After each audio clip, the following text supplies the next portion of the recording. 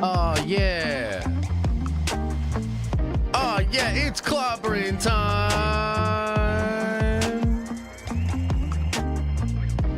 We got a clobber. Cause it's clobbering time.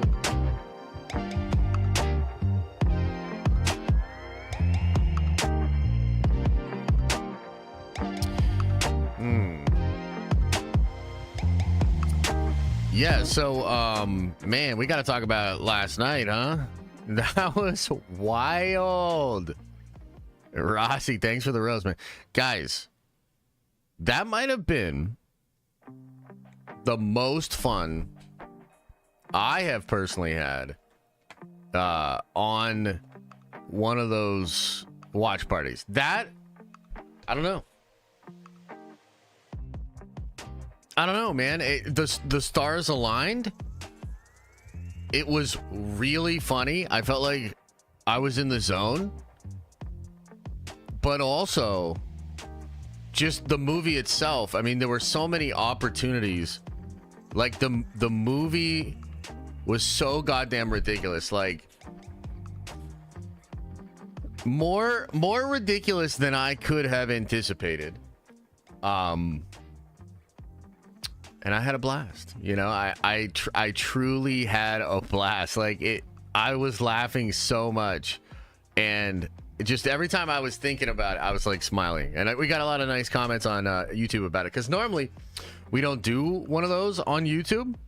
We do them on Twitch, right? Because you can't really watch stuff on YouTube. The copyright system's all messed up. But last night we were able to leave it up on YouTube because it was unreleased, so there's no like copyright stuff on it, at least as far as I know. So we were able to just watch on there, and there was a lot of really funny comments, like people that maybe didn't go watch them usually on Twitch, stuck around or watched them on YouTube. It was really cool. Yeah. No, I'm not even kidding. Like that. Trust me, I wouldn't say that. You know. Like, I'd probably come out and say, like, hey, we had a really good time last night. You know, that was really cool. Shout out to everybody that came there. But it's not often you hear me come in and be like, that might have been one of the best streams we've ever done. That was hilarious.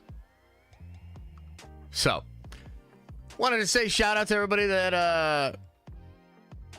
shout out to everybody that showed up last night. It was really, really funny. It's been a wild week. Yesterday was so crazy, guys. Knull in Venom 3, then reports of him being in Spider-Man 4 and shit. We're gonna get into that today. It's just, yesterday was crazy. 2 streams, 2 videos, a lot to discuss. We discussed all the Knull stuff in the afternoon stream. You know, obviously made a video on that. There's Hugh Jackman stuff, you know, X-Men stuff. There's a lot going on right now. It's almost a little difficult to navigate. But we're here, and we're going to Nerdvenge, and we're going to go over all the news. So yeah, should be a good stream today. It's Knulling time. Oh god. Yeah, a little bit. Joey M says, good morning, Josh and Nerdvengers. Just wanted to use this member chat to say I'm happy to be a part of the greatest community of nerds and share with really cool people. Thanks for everything, Josh. Joey, thank you, brother. Appreciate you, man. It wouldn't be a thing without you guys. So appreciate you. And yeah, I'm excited. There's a lot of really fun stuff I have planned. If I'm being real, this week's been crazy for me, you know? I think coming from like the wedding and then Monday, I was kind of like a zombie. You know, Tuesday was good, but like we had some family stuff go down and it just kind of like took my attention in another direction. So this week's been weird. Like I'm really, really behind. You know, I'm going to be streaming with the Unity backers tonight. I'll talk more about that in the Discord there. But man, I've been like running. I'm burning the candle on both ends, as they say. So I haven't even purchased the Marvel vs. Capcom arcade collection, man. Can you believe it? I haven't even purchased it. I haven't played a single game of the new Marvel vs. Capcom thing. I played like that stream where we did Space Marine 2 together. That's pretty much the extent of the Space Marine 2 I've played. I've played a little bit with my buddy, but his game was like acting up, so we didn't even playing him a lot. So I'm super behind, man. I'm trying to like knock out all the work that I have today, and then I want to do a big gaming session tonight off stream because I got to be totally true degen. And so I'm looking forward to that. I wonder, how was your week, man? How are you guys doing this week? Rossi says my favorite is still the Star Wars Christmas special. You mean the holiday special? No way. Although that was a really good stream. That was really fun. I mean, I guess it was really entertaining. Dude, my brain got put into a pretzel watching the holiday special. We were close a couple of times last night on that Fantastic Four movie. But I think the holiday special might be one of the weirdest pieces of content I've ever seen. Just H says, imagine if Jared Leto is actually playing Knull and says it's Knulling time. And Knull's all over Spider-Man. Well, that sounds terrible, but also a little bit like Sony. So is Norman Reedus not Ghost Rider now? Why does everybody think Norman Reedus is Knull? I'm not saying...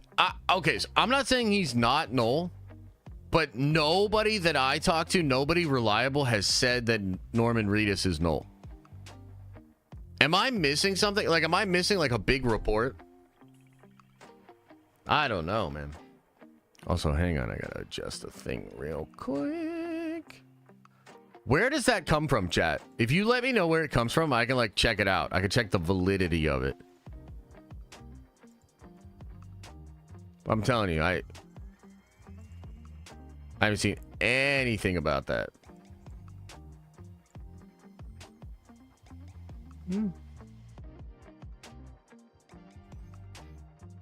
Yeah, I haven't seen that at all, man. I'm gonna nerd venge all over the place with socks, says Noah. Uh-oh. Zach says nerd venge till the day I die. I like that. Nerd venge till the day I die. I gotta work on the musical bit, but I like that. Let's fucking go Knull. Appreciate you, brother. Mo from the Foe says, good morning, nerds. Josh, you ever watch Troy Bond? Been binging him lately, and I keep thinking it'd be great to watch y'all nerd out together. Troy Bond. No, I'm not familiar. Troy Bond. I'm gonna write that down. Is he a content creator, streamer? Larold, what's up, Larold? How you doing, brother? Says just dropping in. I'll be catching the replay. Knull looks sick as fuck. Drink your milk, test your homes for radon, and set up that PO box. I know. I feel really bad about the PO box, actually. Like I said, it was a rough week, okay? Mr. Poppy, thanks for gifting a membership, brother. Appreciate you. Yeah. Fanboy Dreamin'. We watched it on stream. We talked about it on stream. I mean, I know. I sent you the tweet yesterday. Yeah, but that account is like not an account. I've never heard of that account. You know, so like I look for corroborating reports. Meaning like if Shine, and I know all of these scoopers have like a checkered record now, so I get it. But I still think they have pretty reliable info. So if like a bunch of the people that have reliable info that shoot like 70, 80% come out and corroborate something, then I'll be like, oh shit, that's real. Like the Spider-Man 4 thing, which I can't fucking believe. If I'm being honest with you, coming soon.net.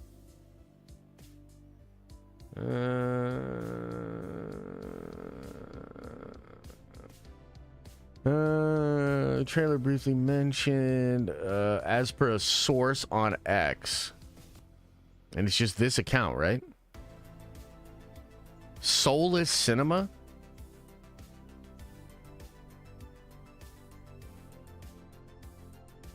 Yeah, that thing literally got community noted, man. I'm just saying, like, that doesn't mean anything. I don't know what this account is. It has 156 followers. Like, are we really... Have we really gotten to this place where an account with 156 followers can come out and just say some shit that maybe people want to hear? It has 2 million views, 45,000 likes. Bro.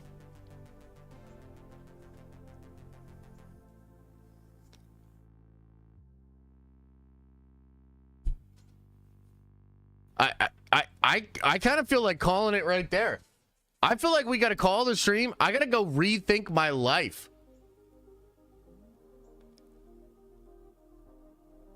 Like, we're at the point where a fucking random ass account with 156 followers.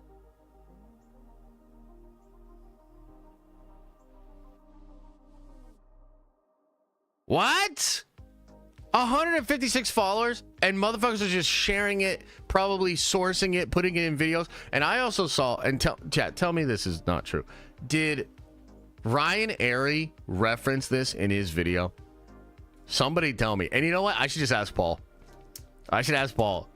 Like, did this motherfucker Ryan Airy take this account with 156 followers? You telling me he doesn't know who all these other accounts are? He ignores all the scoops just so he can make stupid ass fan theory videos? Oh man. Oh, we're starting off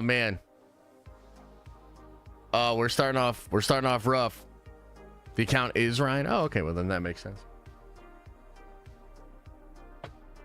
That makes sense. That's good. That's good. Probably Doug the dog's fault. You know what? That's a good cop out. He could just say it like that. Where were we even at? I feel like there was something else we were talking about, but maybe not. Let me just say on this Norman Reedus thing, there's literally no fucking evidence for this at all. Could it happen? Sure, it could absolutely happen. I mean, I think Norman Reedus could be a cool Knull. I kind of think Knull should be somebody of larger stature. How tall is Norman Reedus? So I feel like Knull needs to be like 6'4", 6'5", physically imposing. Kind of like Doctor Doom in the movie we watched yesterday. Hang on, I think I missed a couple chats here. Bianca, good to see you. Thanks for gifting a membership. Appreciate you, lady. Mr. Poppy, thanks for gifting a membership. All right, got Larold. Got Bianca. Benjamin. She's venging on my nerd till I Kang. Let's just let that one ruminate.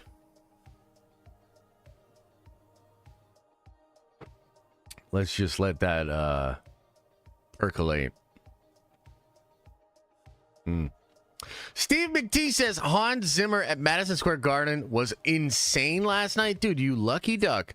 Got that Knull first appearance graded 9.8, so I'm so down with it. Reedus thing is BS. Okay, so if I set up the P.O. box, finally, Steve McT, you're sending in that Venom, that Knull first appearance so that we can have it here at the tower? That's incredible, man. Thank you.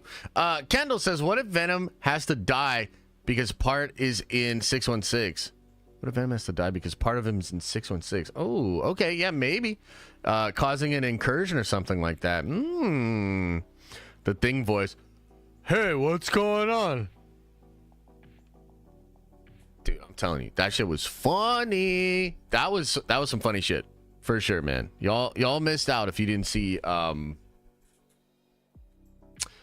stream yesterday. Wakey Bakey Sama, thanks for gifting 2 memberships over on the Twitch. You guys have a hype thing going on over here? I don't know how that works. Josh, the most reliable source in the game is Great Face. Had major scoops, said Spider-Man 4 isn't multiversal. Yeah, Great Face is not a good source, man. I'm sorry. Great Face might have some legitimacy, but that's not a great source. I'm telling you. Hey, Josh, what do you think of this little theory? The piece of venom that left in the MCU probably holds the codex that Knull needs to resurrect the Grendel, like in the comics. What? I don't remember that shit at all. The Grendel? What the hell is the Grendel? Is this a meme? Oh, what the hell? Wait a minute. It's crazy. Kind of crazy John Jones decided to give up his championship instead of taking his first real loss to Josh. Yeah, man. It is wild. I mean, I don't blame him. You know, he's kind of old, washed up. You know, clearly I got them skills. So I get it. Drop some coin. We need some gambling. All right, you fiends. You fiends. The Grundle equal the taint. Oh. Maybe he is trying to resurrect the Grundle. Have you guys ever resurrected your own Grundles? It's not a story the Jedi would tell.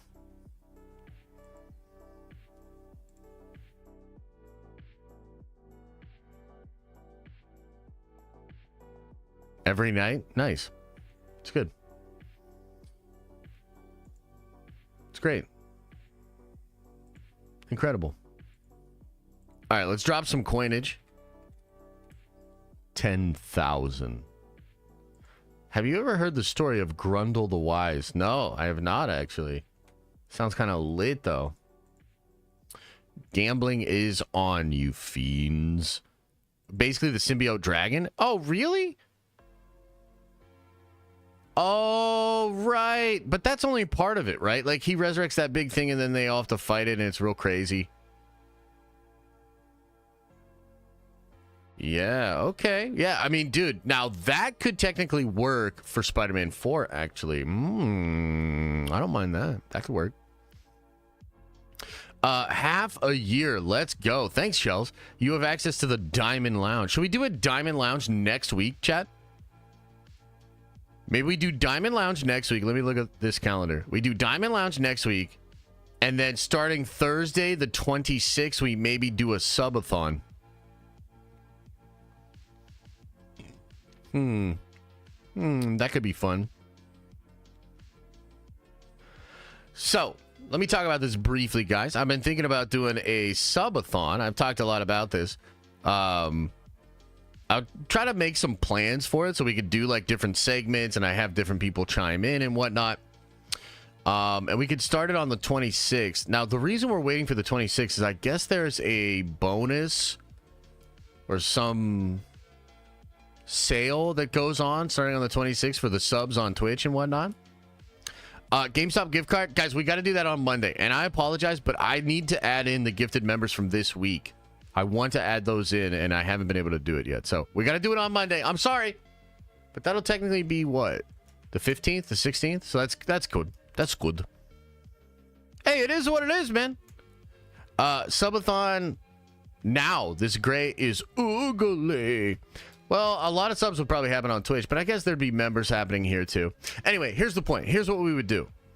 We'll have the stream start, and we'll make it so every gifted membership, every membership in general, adds time to the stream, and we'll cap it, I guess, at like the end of October, the beginning of October. So, technically speaking, and I don't know exactly how this math would work, but we could be streaming for like 4 or 5 days straight.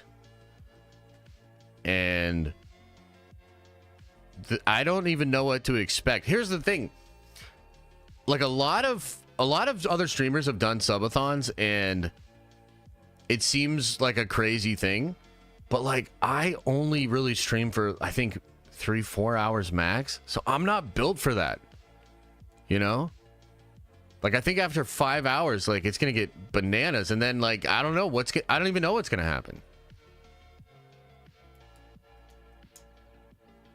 So I don't know. It could get crazy. It could get weird. It could get bad. We could get canceled. We could get banned.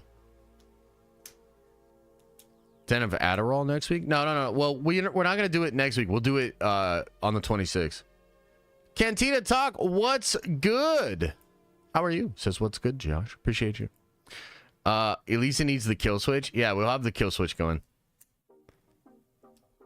I don't know. I mean, we're kind of thinking about what to do for it. You know, there's some trivia stuff. There's some, I'd like to, you know, maybe do some tier lists, play some video games, watch some movies. The problem is if we're on YouTube, we can't really just watch shit. That's what sucks, man. Why don't they just get their shit together with that? Vora says, happy Friday, mate. What do you dislike more? Trev telling you you're wrong or the Accolade? Much love. It kind of depends on the day. I'm not that upset or butthurt about Accolade anymore. I mean, I feel like the cancellation was good. I know there was a lot of drama around the cancellation because, you know, some people can't just have their show be canceled. They have to also go out with a bang of cringe and make it way worse and generate thousands and thousands upon dollars of revenue for the people they claim to be upset about being monetized. So the Ouroboros of stupid that is Star Wars has, you know, gone through another cycle. But I'm not really upset about Accolade. Like, dude, Accolade's such an afterthought. Like, who gives a shit? I think in about a couple of months' time, like, Accolade will be pretty much forgotten. Who cares? So I would say probably Trev, to answer your question. Trev, when he says he's right and I'm wrong, that shit upsets me way more than Accolade. Because Accolade's, it's over. It's Jover. You know? Brandon says, good morning, Josh. I smashed like. Well, I appreciate it, brother. Thank you for smashing like. We need Rob. Hey, you guys want to hear something crazy? Before we get into the Spider-Man news, can we talk about something else? Can we talk about something else? Y'all want to hear something? Hey, y'all want to hear something though?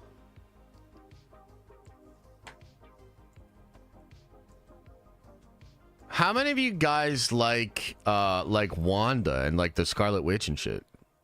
Y'all ever heard of her? You ever hear of the Scarlet Witch, man? Hey, y'all ever hear of the Scarlet Witch, man? Okay, let me... Hang on now.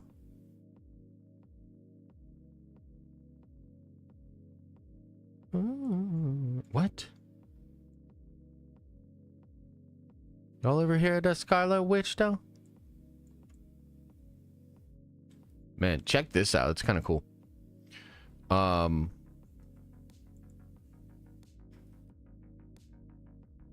So this is actually, it is actually pretty crazy. So I don't know if you guys followed what's been going on with Elizabeth Olsen. I guess Beau DeMayo has played into this a little bit. There have been a lot of sort of public airing out of issues that people have had with Scarlet Witch. So first, you had Elizabeth Olsen. She's doing a lot of press for a movie called Three Daughters recently. And she's talked a little bit about how they didn't really have a great plan for Wanda, but she'd be willing to come back if they had a great plan. Have you guys seen this? She said it in a couple of interviews, people talking about it. So Beau DeMayo confirmed a scoop, I think, from My Time to Shine Hello, which was talking about the original plan for Wanda in Multiverse of Madness. And a lot of people are claiming that original plan for Wanda would have been much better, would have been more thought out, etc., etc. I think that's probably not true, but I haven't actually seen exactly what the plan was with Wanda and Nightmare. This is probably like Scott Derrickson stuff. But regardless, the main takeaway is a lot of buzz coming out there about Wanda right now, okay? And almost as a response to that, it would seem, you get a Scarlet Witch feature film in production, according to Production Weekly. So this is like real, bro. Like this is so wild to me because we've talked about Scarlet Witch movie for some time. And it's just really interesting to me how these things happen. We start to pick up some buzz. People start to talk. Things, you know, happen. And then all of a sudden, we've got a Scarlet Witch movie actually in production from Production Weekly. Now, I was talking to an insider and scooper this morning, and I tricked them into telling me the plot of the movie. Would you like to know what this movie's going to be about, chat? The Scarlet Witch movie.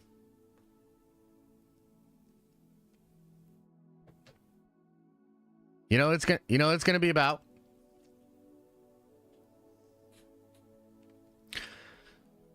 No? Well, too bad.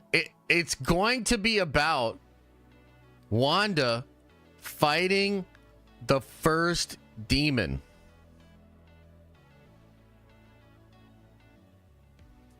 Yeah. Full penetration. Yeah, wait, what? Yeah, fighting the first demon. Who's the first demon in Marvel Comics? Who's the what? Yeah, what? All Diddy? What? It's actually not Mephisto. I think it is Cthulhu or Cthulhu. I don't know, bro. I didn't study. Well, you know, pop quiz, motherfucker. Yeah, so it's Cthulhu. Okay, interesting. I guess we got to see what they're gonna cook with all of that. I also recently saw an image of the Darkhold that's going to be in Agatha, Covenant of Chaos, or whatever the hell it was. Agatha all along. Weird. I thought the Darkhold was destroyed. Is that a flashback? Is the Darkhold back? What the hell is going on? Cthulhu, not cocoon. What? So Cthulhu is apparently the person that wrote the Darkhold. Maybe also came up with the prophecy about Wanda and the Scarlet Witch. So if we put all of this together, like, you want me to just like kind of explain it, like big brain it for you guys? And by the way, I'm moving a little slow. I'm sorry, the brain. Like, we're gonna get going. Isn't it kind of obvious what the plot is now going to be and what they're doing with the Scarlet Witch? No? So, let me just kind of read the tea leaves here and explain it to you. And by the way, like, dude, I'm so fucking good at this. Like, oh my God. Like, I'm so good at this. Like, it's crazy. Like, I'll just get a little piece of information and then I just fill it in with context, and I literally bat like 90%. Just because I know how the comics fit together and all that sort of stuff. God damn, dude, I'm just so good at this. Isn't it obvious? Okay, listen. You love patting yourself on the back? No, me? Honestly, I need to pat myself on the back because I pulled something in my neck. And my back. My neck and my back. I got a kink in my neck and my back, man. Okay, anyway. Look, here's what's obviously going to happen.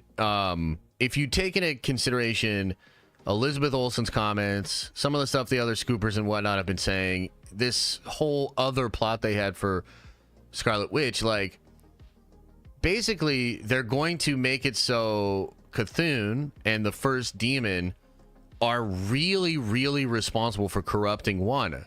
So her arc in the Scarlet Witch movie will be her actually confronting Cthulhu, and it's a combination of a physical confrontation, but also like a sort of character confrontation. She has to confront the thing that was the thing that pushed her to the dark side, right? So Wanda currently in the MCU, she did a lot of bad shit, bro. Like, she was really brutal and crazy in Multiverse of Madness. Though they're going to scapegoat Cthulhu, they're going to have her confront Cthulhu and reestablish her independence by defeating Cthulhu and becoming independent, free Wanda. Like, hello? Doesn't that make sense? Just say demon. Sure, I could say demon. Yeah, and see, here's the thing. Like, a lot of you, this is really interesting to me because you have Kendall's reaction, which he's like, sounds whack, should be a Disney Plus series. And then you have Aaliyah's reaction, and she loves it, and she thinks it's really awesome. So this is actually a really important thing for us to get here. And I don't normally do this, but we got to kind of do a dude check here. Okay? If you're just a dude, you know, I get it because I'm a dude. And I'm kind of like, nah, whatever, you know, like fucking whatever, I guess, right? But if you're not a dude, if you're a lady, or you really empathize with like Wanda's character and Wanda's arc, you really do want her to have justice done, right? So there's a lot of people. It's not just Aaliyah. There were a lot of other people that really didn't like what Multiverse of Madness did to Wanda.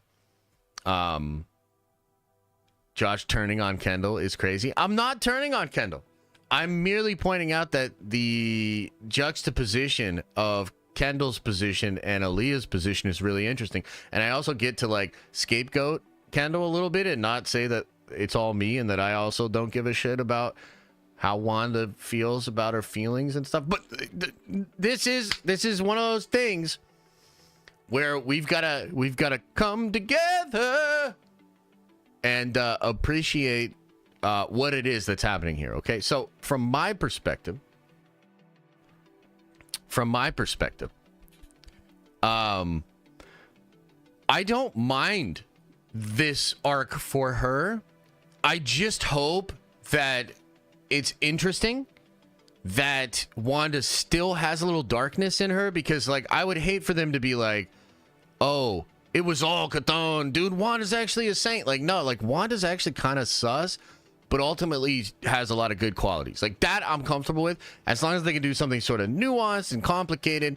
And dude, I love like, dude, demons and shit, witches, magic and shit like that. Like I like that. I think that's really fun and really cool. So the opportunity to do a Scarlet Witch project, potentially like with Chthon and Vision, maybe the West Coast Avengers versus Chthon or something like that, could be really cool. Personally, too, I think this could be a project that's battle worlded, right? And that could be really interesting. You start like, there was this great arc in Hellboy where they actually take Hellboy to hell, and it's really fascinating, really interesting. So like, if they do something like that with Wanda, that could be cool, man. You know, some battle world demon realm, like all the demons are hanging out in this section of battle world or some shit like that. I don't know. But, yeah, could be cool. So, Den of Dude checks confirmed. I mean, hey, it is what it is. So that's kind of the news out there. It's kind of flying under the radar, but just trust me. I think this is probably legit. I think that's what they're going to do. They're going to do Chthon. And they're going to have her overcome that. And I could see from Elizabeth's perspective. Fifi, what up? Is it weird? I hope we get 616 dead and get an X-Men Wanda. I mean, I wouldn't mind an X-Men Wanda. You're talking like a variant or whatever. Yeah, I don't know. I am okay with them doing this as long as it's dope. As long as they keep Wanda's edge, you know, they can sort of scapegoat Chthon a little bit, do something cool, and then we'll see where it goes. There's also a potential here for this to tie into like some Doctor Doom stuff. I don't know that it will, but whenever you get into Wanda, Chthon, demons, that kind of stuff, I mean, here's kind of what if this is interesting? This could actually be cool, chat. And I'm wondering, Kendall, how would you feel about this? I'm not saying they're going to do this, but what if they did this? What if it's Doom and Wanda confronting Chthon?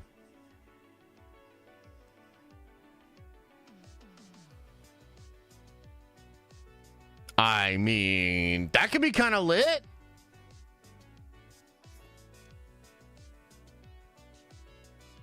That could be cool. Doom dating Wanda? I would love it. I would love it. The only problem is there's no Doom in our universe, yada, yada, yada. Hey, Hey, Griff, appreciate you, man. It says 2 months away from infinity. Love this community, Josh. Hope you and the family are well, and congrats again on your latest addition. P.O. boxes are a myth. Yes, I think they might be. I think they might be a myth. Appreciate you, brother, though. Almost to infinity. Dang, man, that's a lot of support. I really do appreciate it. Thank you. Thank you, thank you, thank you. Doom telling her, let me show you how to control the darkness would be so cool. Yeah, now look, we run into some problems here, okay? And there's probably some of the ladies that are throwing a hand up, you know? It takes a little agency away from Wanda. I get it. But maybe we need a little male energy in there. I don't know. Can we come to some kind of consensus here? I don't know. Maybe we can figure it out. If she does come back, I need the Avengers to be very standoffish to her, acknowledging that she slaughtered a lot of people. Yeah, who all knows about that, though, right? If you really think about it, who knows about that? Steven, Wong, Carmertage, America Chavez, 838. I guess that's a good bit of people, but it's not like the Avengers know, really. Interesting. Anyway, yeah, that's the bit on the Scarlet Witch movie. I just kind of wanted to bring this up. Like I said, it's kind of low-key, flying under the radar. I love the Wanda character. Elizabeth Olsen, I mean, look, I'm a fan. I'm maybe the most fan. I'm the biggest fan of Elizabeth Olsen. Okay? So there's a lot. I like it. I like more of her. And I like more of Wanda. I like the supernatural side. I like Chthon. I like demons. I like a possible connection to Doctor Doom. There's a lot of stuff I like. So it could be good. Scarlet Witch movie. And if I were them, I would do it fast, bro. Like, I would do it fast. I think Wanda, like, they have all this shit they've been trying to do with, like, female characters and stuff. They have Wanda right there. She's awesome. People like her. But again, that sort of goes into the plot, right? Like, they need to kind of make Elizabeth more comfortable with it and win back maybe some of the female fans while not, like, turning her into, like, a bland girl boss, right? So it'll be cool. I'm into it. Tello3 Riz says, Josh, how will the MCU explain the mystical / supernatural elements like demons, vampires, without making it just unique science? Well, I mean, there'll probably be some characters that view it as unique science, but there's going to be a lot of characters that view it as like magic, right? And I think there is a difference. I think there is a separation there. So it's probably going to just depend on the different characters and what they think and how they talk about it. But yeah, I think that's a fair point. Are you nervous about that? Do you think that's something that they're gonna do? You think that's something they're gonna do? Jedi John says, what up, nerds? Friday off from the restaurant. Bears. Oh, hell yeah, brother. Enjoy that shit, man. I wish I had a big brunch with like a bunch of Bloody Marys. I don't know, man. I'm drained. I've had a bad week. Not necessarily a bad week, just up and down. But yeah, I could use a chill ass time. Fifi says, I'm a lady, but at the end of the day, and also that's a very generous 10 spot. I appreciate it. And also, I've seen some of your Twitch streams now, Fifi. I told you, I found out who you were. I didn't know how famous Fifi was. You know, she used to just come in here and like lurk a little bit, talk a little bit about some nerdy stuff. And I was like, oh shit, she's so famous. Anyway, I'm a lady, but at the end of the day, I'm a comic fan. Seeing cool shit with Wanda is all I care about. LOL. If she teams up with Doom, that's cool. As long as we never get another Taskmaster screw up. Wow, based Fifi. Yeah. No, I mean, I get it. I think there's probably a lot of girls like that. You know, women just like men, they're not a monolith. I mean, there's a lot of generalizations. There's probably stuff generally true, but you know, each person's an individual. Yeah, I don't know. I just see, I'm just reading the tea leaves here. Like, I see what they're doing. You can tell by the comments that Elizabeth Olsen made And potentially you could tell because of stuff leaking out. You know, sometimes stuff does tend to leak if people are a little disgruntled, right? But you can kind of just read the tea leaves and be like, yeah, she wasn't super down. That's fair to say, right? Like, don't you think she's just not super down with what they did in Multiverse of Madness? By the way, I loved it, dude. I thought it was awesome. But yeah, I think she wants better stuff for her character, and you can't really blame her. I mean, you think about her, you think about a person like Tom Hiddleston, you think about Robert Downey Jr., you think about Hugh Jackman, you think about Ryan Reynolds. A lot of these guys have a lot of ownership over the character. They have influence on the projects, and it's a positive thing. You would love to see more of that for one of the female characters, of course. And I think, like, the thing that's cool about Lizzie is there are interviews with her all the way back to Age of Ultron. And I'm telling you, like, she's just sitting there geeking out about House of M, like a true nerd. Like, you could fucking tell she's just a true nerd. And she's like, I would love for her to go fucking insane and have fake kids, but Disney will never do that, right? So years ago, she knew what it was. She's based, she's cool. She just didn't love what they did with her character, you know? And I think that's fine and that's fair. And I think there's a sort of symbiosis of, like, if they're having a good time, if they're loving it and we're loving it, that's the ultimate goal, right? Like, you look at Deadpool and Wolverine, that's what that was. They had ownership of the character. They love it.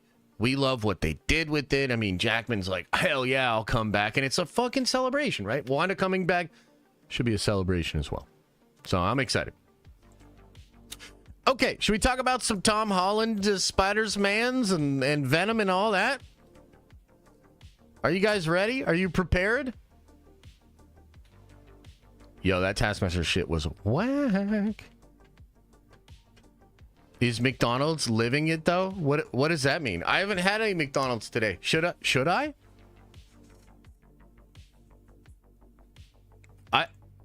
Are you saying I should go have some McDonald's? Check what you said on Twitch. Let's see here. Also, Josh, people seem to forget that Tom Holland's one of the MCU appearances left at current deal. And can we get some toast teas that he'll be in Daredevil Born Again? Oh, that would be sick. You know, JCB, I'll have to figure out how to do gambling on Twitch as well. I don't really know how to do both of them. So, Spider-Mans. Okay, let's get into this. This is fun, man. And also, potentially, I'm not down anymore. You know, I actually recorded a video about this before. It's with my editor right now, and I went way more crazy in that than I thought I was going to. Like, I was really raging out. So here's the deal, right? There's some pretty wild news out there with regards to Spider-Man 4, Knull, and Venom. And I want to talk about the news, but I'm officially worried about Knull. Yesterday, you probably caught the stream of the video or maybe just saw my reaction online. I was pretty hyped up about Knull. I'm excited about Knull being in Venom: The Last Dance. I'm excited about Knull being in live action. I'm excited that we saw the first look at this dude. Like, it's kind of badass. Like, they kind of handled the aesthetic well. It looked cool, right? And a lot of you guys were like, oh, Sony's going to Sony. And in fact, chat, many of you, I shouldn't say many of you, a couple of you called it yesterday, and I can't believe it. It does now appear that Knull and Venom are going to be in Spider-Man 4. That the whole thing being set up in Venom, and potentially even the reshoots, which we talked about yesterday, which apparently were in New York, not in Vegas. Apparently, it's all connected to Knull. And I don't know how to feel about it. So we're going to look at a couple of different things here. Chad, okay? First up, let's look at a report that came out yesterday from Alex Perez. Let me get this pulled up for you guys here. Hang on. Just a moment. This is bananas. Okay, let's talk about Knull first, and then we'll talk about Spider-Man 4. Okay, so big article on the Cosmic Circus says here, what I've heard about Knull in April 2024, In April 2024, I heard rumors about Knull's appearance in Venom: The Last Dance. After doing some digging, I was able to confirm his appearance a few days later. At the time, the idea introducing such a scary character like Knull instilled a degree of fear in me, which I expressed on social media. Mainly because a character like Knull in a Venom movie like this could potentially be very limited to his comic counterpart. But further along, I learned that Knull's role is not just a one and done. There are further plans to bring back Knull in an upcoming project outside of Venom: The Last Dance. The idea of Knull appearing in another project after the Venom threequel seemed interesting. And after speaking to multiple sources, some interesting information arose. And then he goes on to say here, what I've heard about Spidey's street-level story turned multiversal roller coaster. Oh my fucking God, here we go. Initially, Marvel Studios wanted to develop a street-level story for this upcoming installment of Spider-Man, having him team up with Daredevil to take on Wilson Fisk following the events of Daredevil Born Again. We've talked about this. Multiple villains from the Spider-Man's lores was also in consideration for the plot of the film. New villains like the Magi, Mr. Negative, Spencer Smythe, as well as some old revamped villains such as Ed McGargan as Scorpion and even Aaron Davis as the Prowler. I will add into this Kraven, which I've talked about before, but Kraven was rumored as well. We're being considered to be a part of this movie. Marvel still intends to tell this story, but we may have to wait a bit longer. So this might be getting the Blade treatment. So if the street level story is being pushed back, what story would take its place? And this is where I poop my pants. Recently, I heard that the upcoming Spider-Man film might pit Tom Holland's Spider-Man and Tom Hardy's Venom together, with Venom: The Last Dance setting up the interaction. What? By the end of Venom: The Last Dance, we may see Eddie Brock cross into the Marvel Cinematic Universe, with some sources indicating that the recent reshoots in New York City for Venom: The Last Dance has to do with that. But that remains unconfirmed for now.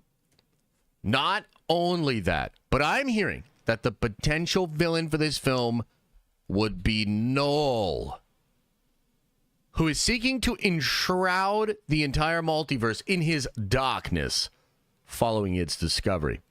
It's important to note that the Venom symbiote is currently in two different universes, the Sonyverse and the MCU. This link may spark Knull to seek out Venom in 616 and be on a mission to engulf the multiverse in darkness. That's technically the second time he said engulf the multiverse in darkness, okay? So, that's pretty crazy. Then I saw this. Okay? Now, this is Daniel RPK on Twitter having an interaction with Joe. I think Joe's a TikToker. So he says here, think about it logically. And this is after Joe said, is Venom 3 about to set up Spider-Man 4? Think about it logically. Venom 3 is Earth-based movie, so it's unlikely for them to fight Knull here. And this is the last solo Venom movie. So the buildup is not for Venom 4. That leaves two options. A crossover between the Sony films or Spider-Man 4. I'll know the answer soon.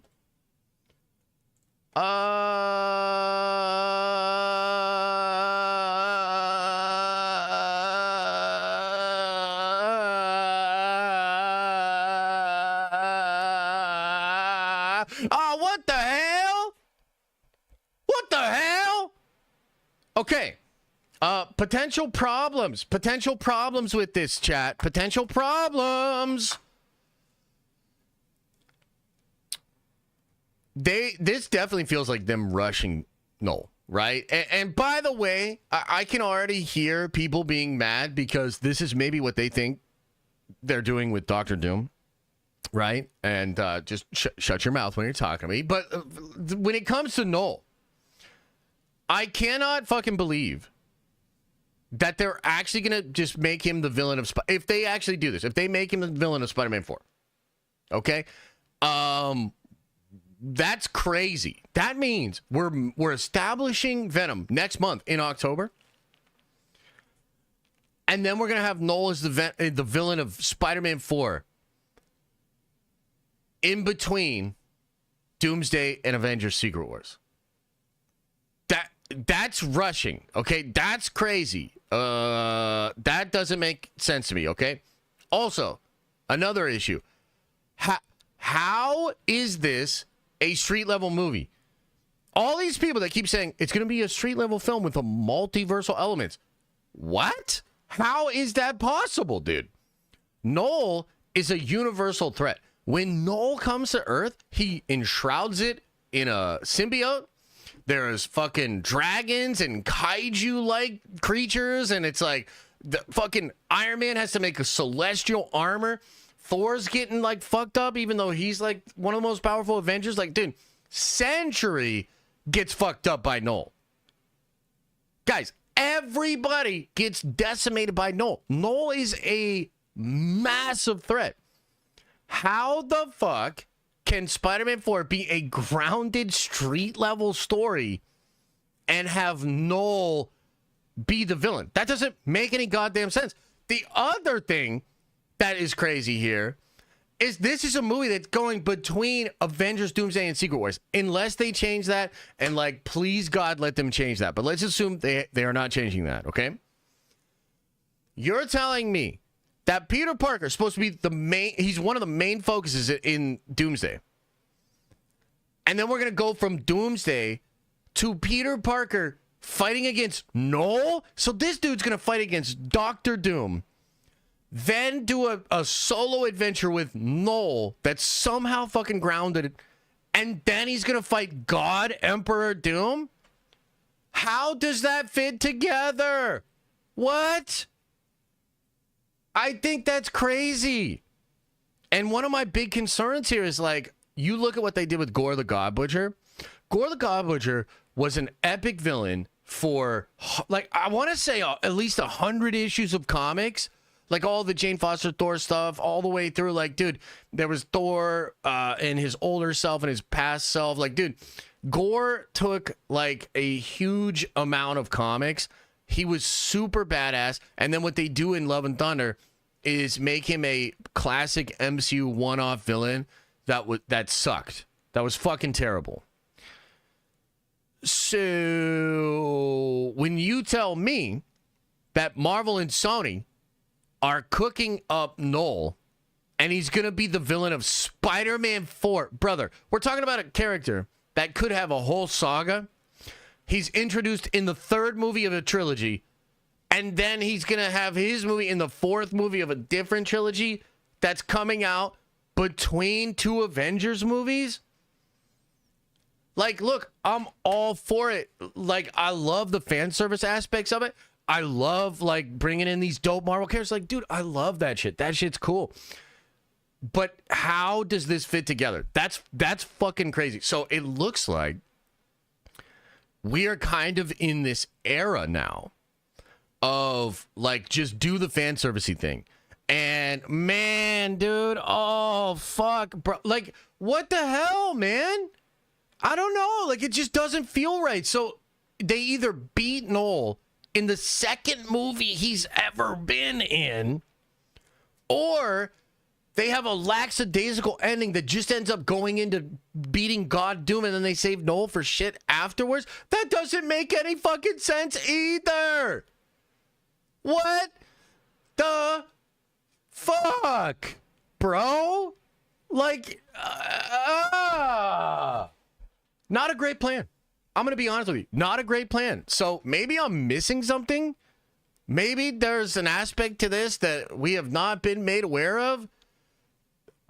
Dude, Sony gonna Sony, but brother, it's a Tom Holland Spider-Man movie. So far. And I know I saw some chats. I'm going to get into those chats. I'm going to get into the chats in just a second. I see Fifi's chat. I'm going to get into the chat. But hang on. So far, the Tom Holland Spider-Mans have been like a reprieve from the regularly scheduled Sony bullshit. I mean, the Spider-Verse films as well. But I mean, you've got Morbius, Venom, fucking Madam Web, and then you've got Far From Home, No Way Home, Homecoming. Dude, those movies are fucking legit. They are legit. So the Tom Holland Spider-Mans have always felt like this really high quality, high bar entertainment. You can feel the focus and the Marvel Studios polish on those movies. So what the hell? I cannot accept that Spider-Man 4 is just going to be a Sony hodgepodge bullshit movie. Like, dude, no, it has to be put together. It has to have. So, like, again, maybe there's something I'm missing here, right? Like, Doctor Doom kills Peter. Peter gets the symbiote and is brought back to life, but then Venom and Peter have to go on a side mission to go stop Knull. Like, okay, maybe, and maybe it's fucking epic as shit. Maybe they do something where they stop Knull from taking over, but Knull's still there. He's gonna persist as a threat. But then it's like, okay, then you just like, see you later, Venom. I gotta go defeat God Doom now. Like, come on, man. Like, what the hell? Like, I'm trying to see how it could work together well. There's just a lot of red flags, man. Like, if they had not fucked Gore the way they did, maybe I'd be a little bit more open to it. You guys know me, man. I'm normally like all about it. If it's very hyped up, I will tend to be like, okay, maybe it's not going to make the most sense, but I'm there for it. I mean, the Doctor Doom thing is a good example, right? Like, I like the Doctor Doom thing.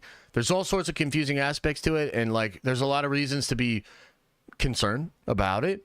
But for me, I'm like, no, it's just too hyped. Like, I fucking love it. Oh my God, this is so cool. Knull is really hyped up and cool. It's the context of what they're doing in the multiverse saga. Basically, like, I would feel better about this if it was not connected to what's going on in Secret Wars at all. If Secret Wars was happening in 2030 and they're fighting Knull in 2026, 2027, I'd be like, okay. You know, because you could dedicate to, because, dude, this has to be a $300, $400 movie. You need all the visual effects. Knull should have all the Avengers. Like, Knull is that big of a threat, right? I'd feel more comfortable if, like, we were doing Knull and then we were wrapping that up and then we were doing Secret Wars. Because, like, if it's God Doom, well, Knull's like nothing then, you know? So it's like, it's just kind of confusing. A $400 movie. Exactly. All right. Anyways, I'm probably just rambling and complaining at this point. But that's why I'm concerned about Knull as the villain of Tom Holland Spider-Man 4. Okay? That's why I'm concerned. I would love to know what you think about this. So let me know what you think. Let me catch up on some chats here. Okay, I think I got it out of my system. You know what I mean? Like, I think I got it out of my system. We're gonna be all right. We're gonna be all right, chat. Okay.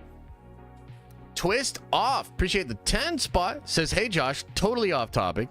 Been on a Kevin Smith binge. Just curious, what do you think of his movies? Snoochie boochies. Much love. Yeah, I like Kevin Smith's movies a lot. And even the stuff he did sort of outside of his wheelhouse, like Red State. I think he did he do The Walrus? He did some other weird shit. I like those movies too. Dogma's great.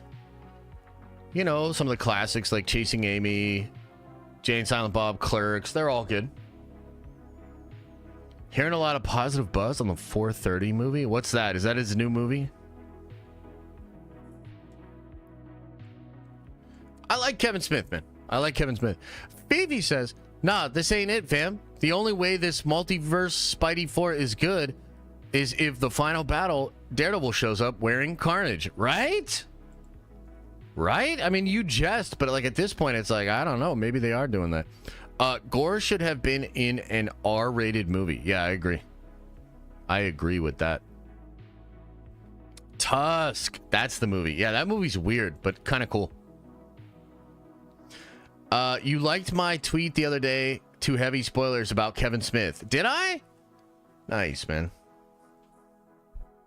Nice.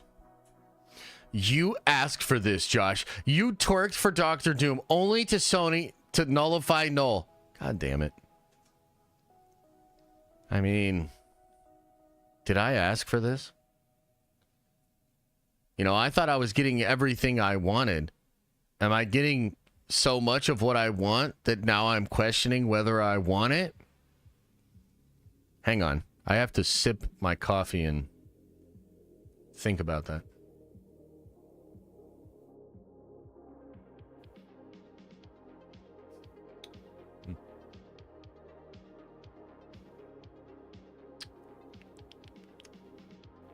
Nah, couldn't be me. Couldn't be me, fam, you know? Dar Boyd says, do you think Christian Bale's gore is redeemable? Nah. I thought he was the best part of the otherwise horrible movie. I mean... Yeah, he's alright. Hey, Polka Bear! Thanks for subscribing over on Twitch. I do love my Twitch viewers. What's up, Twitch? How y'all doing? Tom Holland's such a bad actor, though. Can't wait for a new Spider-Man. What? Dude, I think Tom Holland's I think he's a great actor. Chat, help me out here. Hi, Jeremy. Hi, Jeremy says Tom Holland's not a good actor. What the hell?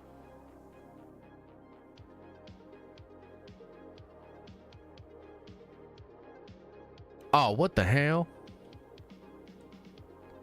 Yeah, he's good. I think he's good. He's trash? Oh my god. I think he's good. He isn't a great actor? What? Really? You guys are wild. Backshots, Tom? Oh no! Imagine if Deadpool 4 is called Deadpool and Gambit. I mean, that would be sick. I do want more Gambit. I hope Channing Tatum gets more Gambit for show. Show. Oh my god. Parker Thwips, no! Didn't even explain how he got his powers or backstory. What, Tom Holland? Who cares? Andrew's the best? I do like Andrew. He's probably my favorite. Yeah, he's real cool.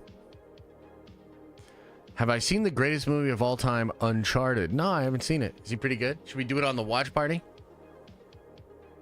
Should we do it on the watch party? All right, let me see what else is in my notes here. Oh, Constantine 2. I don't think there's really too much to talk about with this. But apparently there has been some movement on Constantine 2 with Keanu. And I just wanted to put this out there because I really want this sequel. And I hope that James Gunn doesn't like stand in the way of this because he's got his own shit going on, you know? So, yeah. Let me see if there's anything to even talk about here.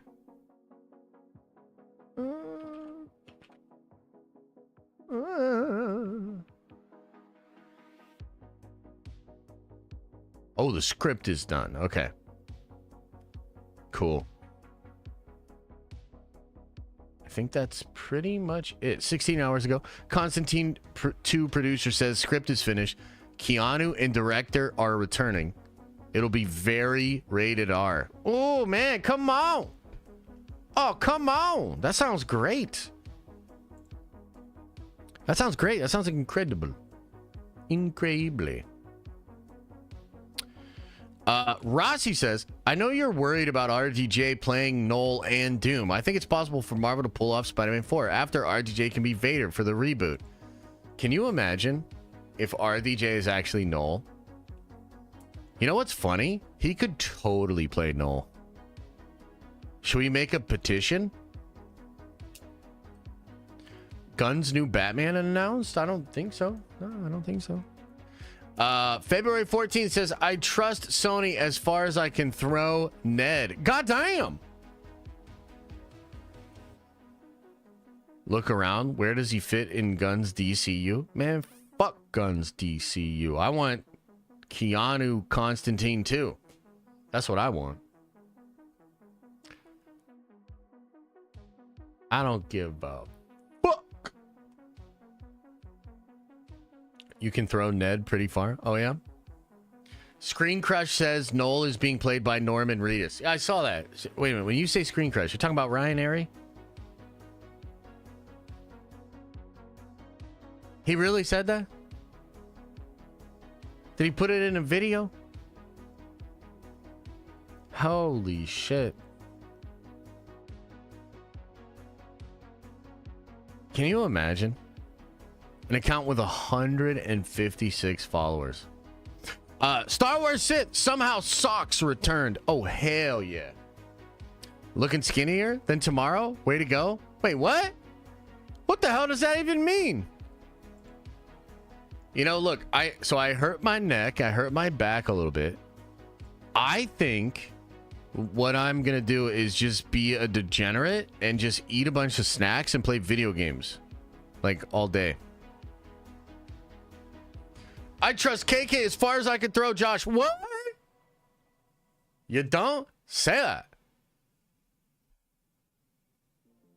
You don't? Say that. Den of Degenerates. Yeah, exactly. Exactly. Yeah, my neck and my back. Wait, what? Stop.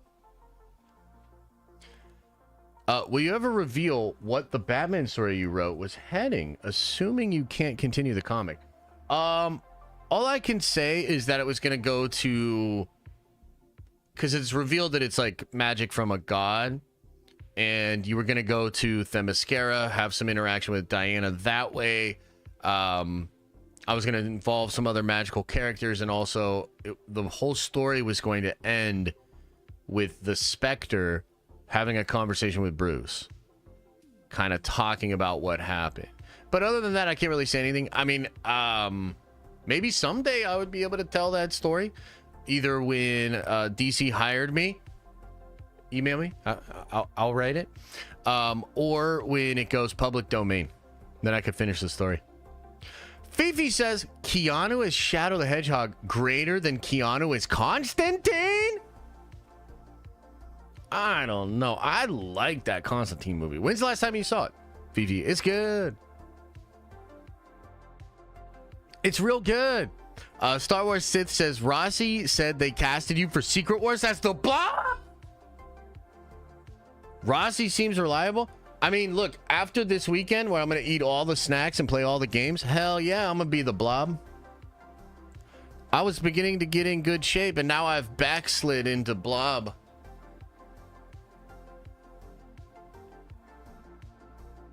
Backsliding into Blob. That's my new show. Hell yeah. Rachel Weisz was my crush. I mean, she's a looker. Yeah, Polka Bear, appreciate you. Okay, so let's talk a little bit Shadow the Hedgehog. I know Shadow's cool. Shadow's cool. I'm just telling you, I think that Constantine movie is really cool. I'm not a huge Sonic person. I mean, Sonic's cool. I'm gonna see that movie. I'm excited. And I like that Keanu is that guy. I still actually wish it would have been Hayden Christensen, though. Can you imagine Hayden Christensen as Shadow? James Gunn is just a multiverse version of Evil Josh. You think so? You say backshotting into Blob? Wow. You know what? We're going to call it there. We're going to call it there, chat. That's all we got for you today. Appreciate you. I'll see you in the next one. Take care of yourselves.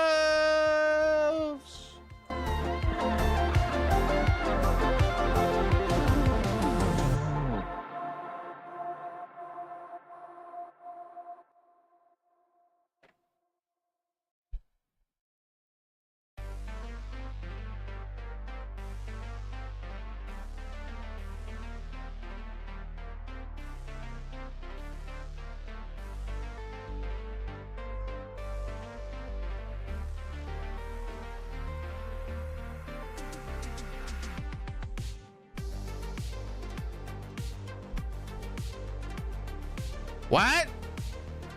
All right, I'm turning off the gambling. No more gambling for you. No more.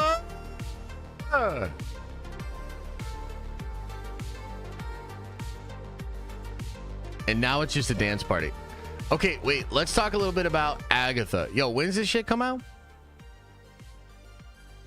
When does Agatha come out? Aw, thanks, Rossi. When does that shit come out? Wednesday. So like 3 a.m. Wednesday? Who cares? It is Friday the 13th. Ooh. He turned off gambling. All right. Talk more about him being the Blob. What? I thought the show was over. No. It's just starting. Yo, those beats kind of lit, too. Wednesday watch party? No. 9 p.m. on Wednesday night? Really? Can somebody double check that? Are we gonna game a bit?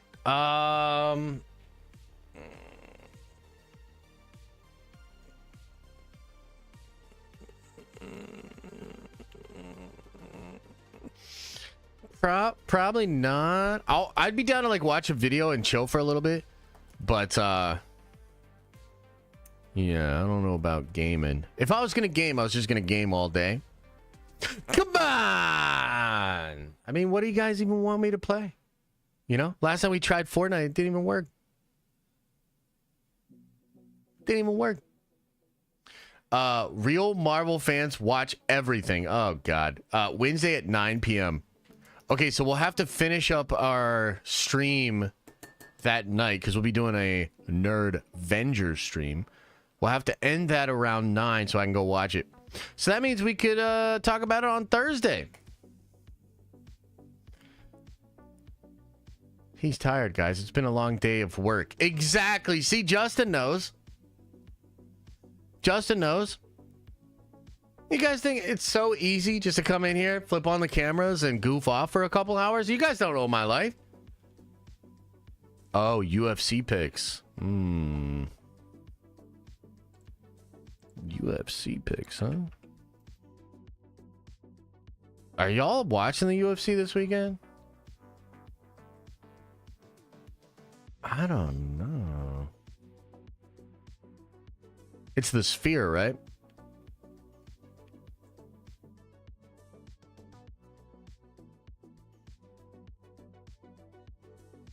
It's the Sphere. All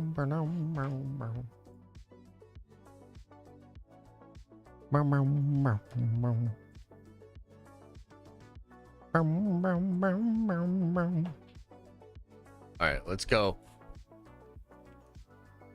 Early prelims. I gotta go with Raul Rosas Jr. He says that funny thing. Chowee-wees. I like that. Chowee-wees. Let's go with the American. We'll go with Joshua here. I'll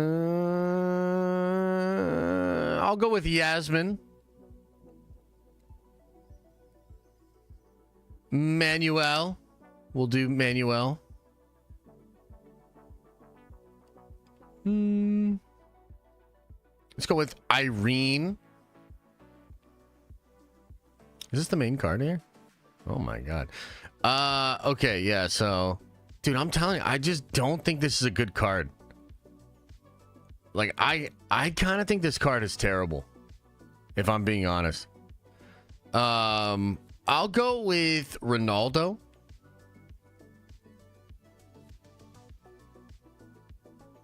I'll go with the underdog. I'll go with Esteban. I'm going to go with Brian Ortega. Valentina. Shevchenko. And then, wow, that's like kind of dead even there, huh?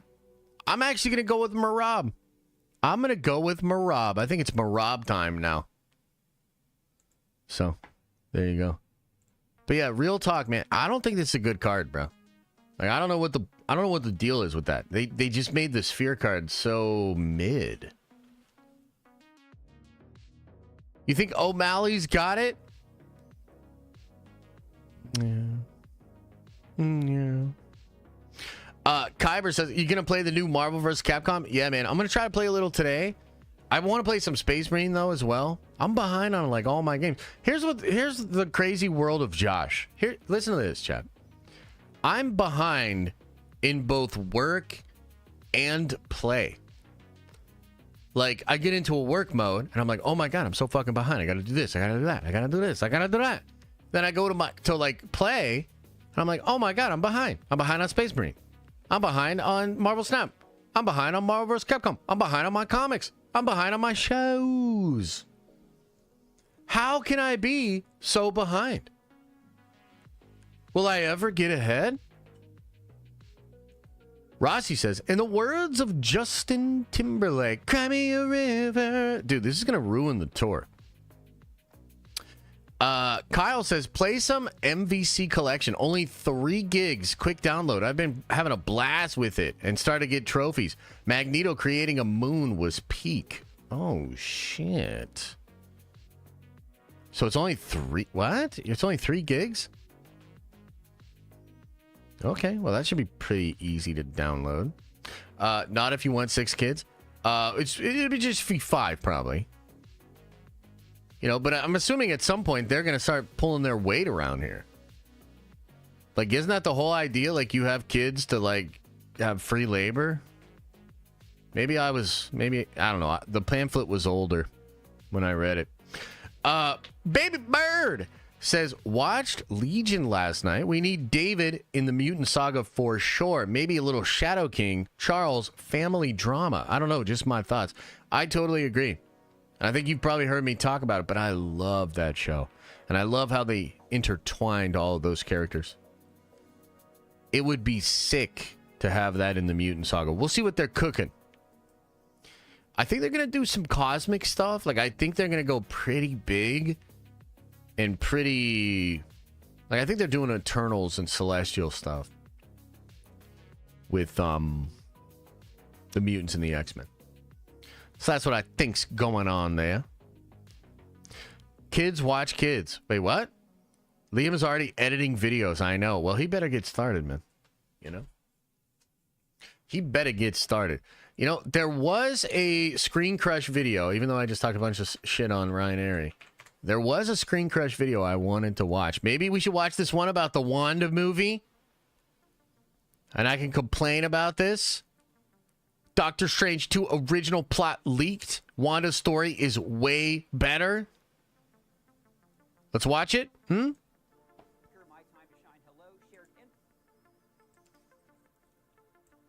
Frickin' Ryan Airy. Okay, let's watch this. This will be fun. Hang on now.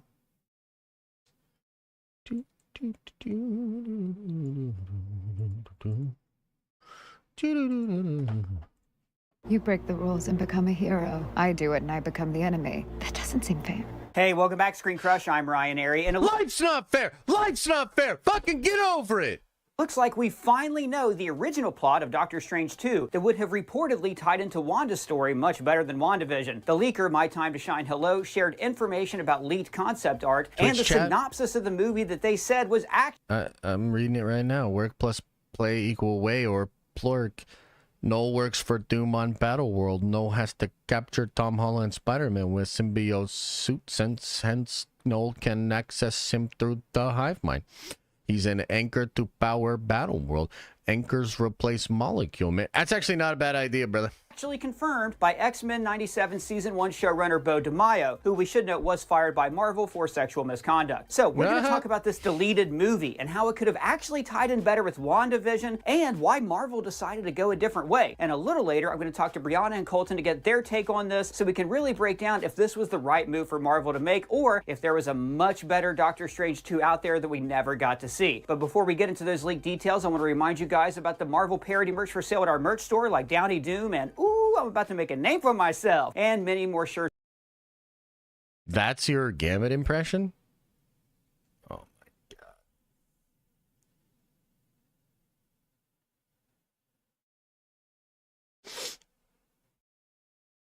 That's his Gambit impression?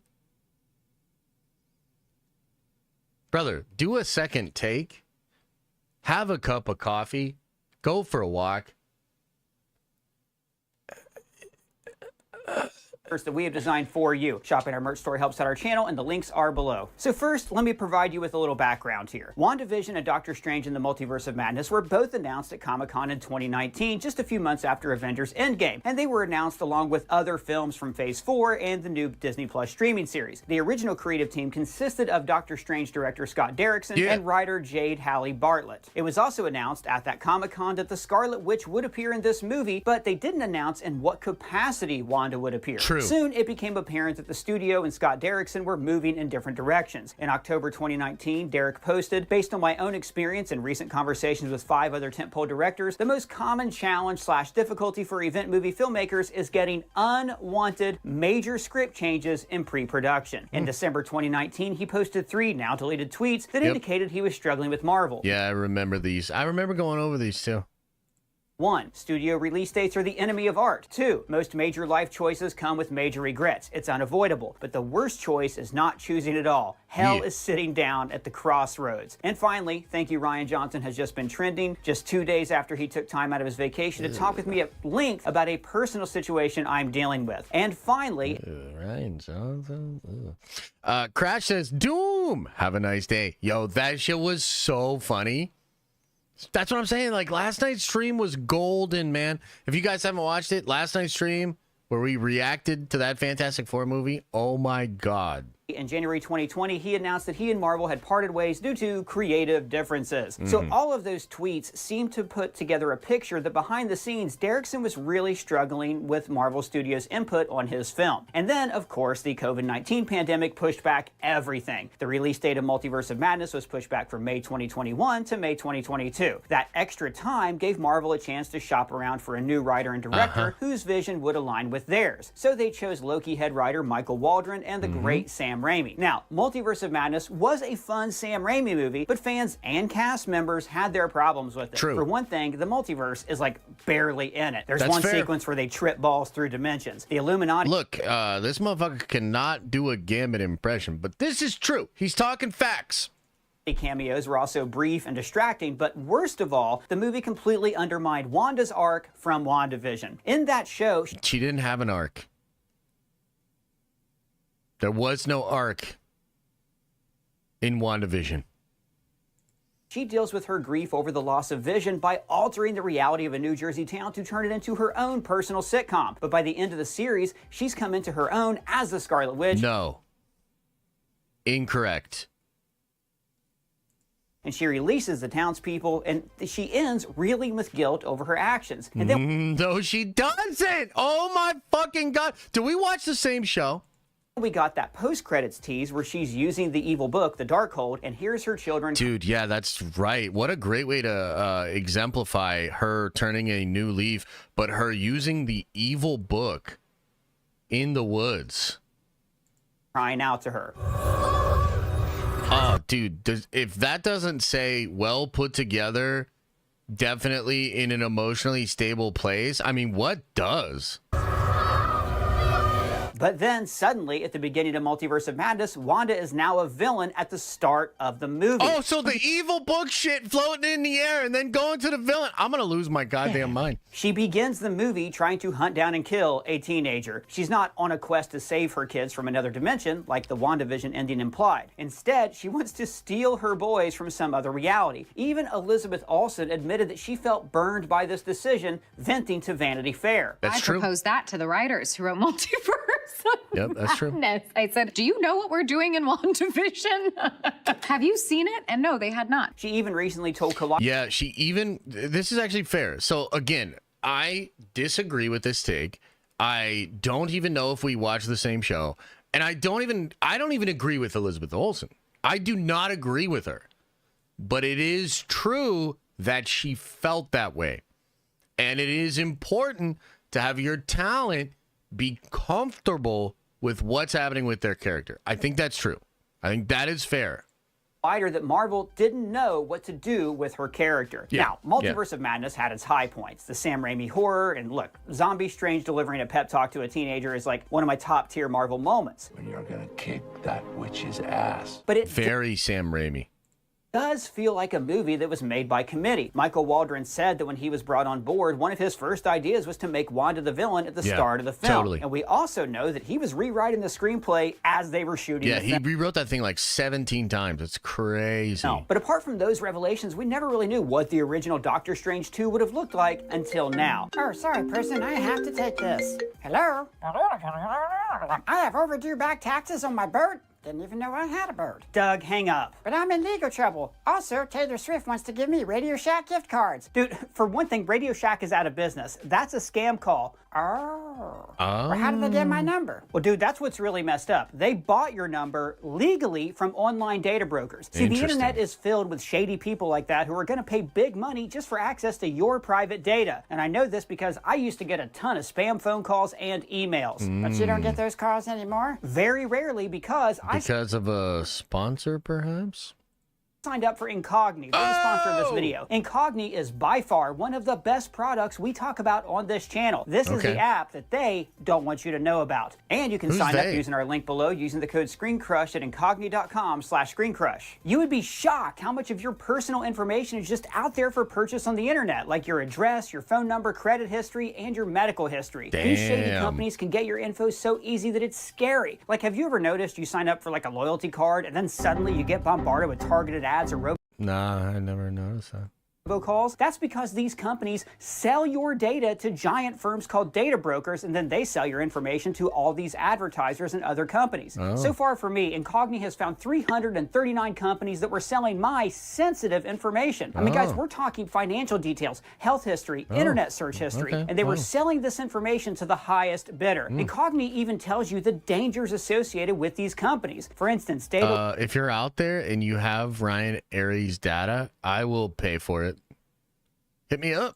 leak, spam calls, and even stalking. This is really scary stuff, but Incogni contacts these companies on your behalf, and they legally have to remove your information. Then Incogni alerts you when the How much? About $5. request has been completed, and so far, they have completed 287 removal requests on my behalf. So my personal information is now being suppressed. After signing up, I got almost no spam, and I can't even remember the last time I got a phone call from my old friend, unknown number. So I highly recommend giving Incogni a try. It's an incredible service. Use my code ScreenCrush with the link below to get an exclusive deal. 60% off an Incogni plan. It is a great deal that you don't want to miss. So back to Doctor Strange. According to the leaker, My Time to Shine Hello, I have access to early information through concept art. So here's what the original plan was for Multiverse of Madness. The movie initially started with Wanda as a hero and not a villain. The original antagonist was Nightmare, and Wanda was supposed to help Doctor Strange reach and defeat him.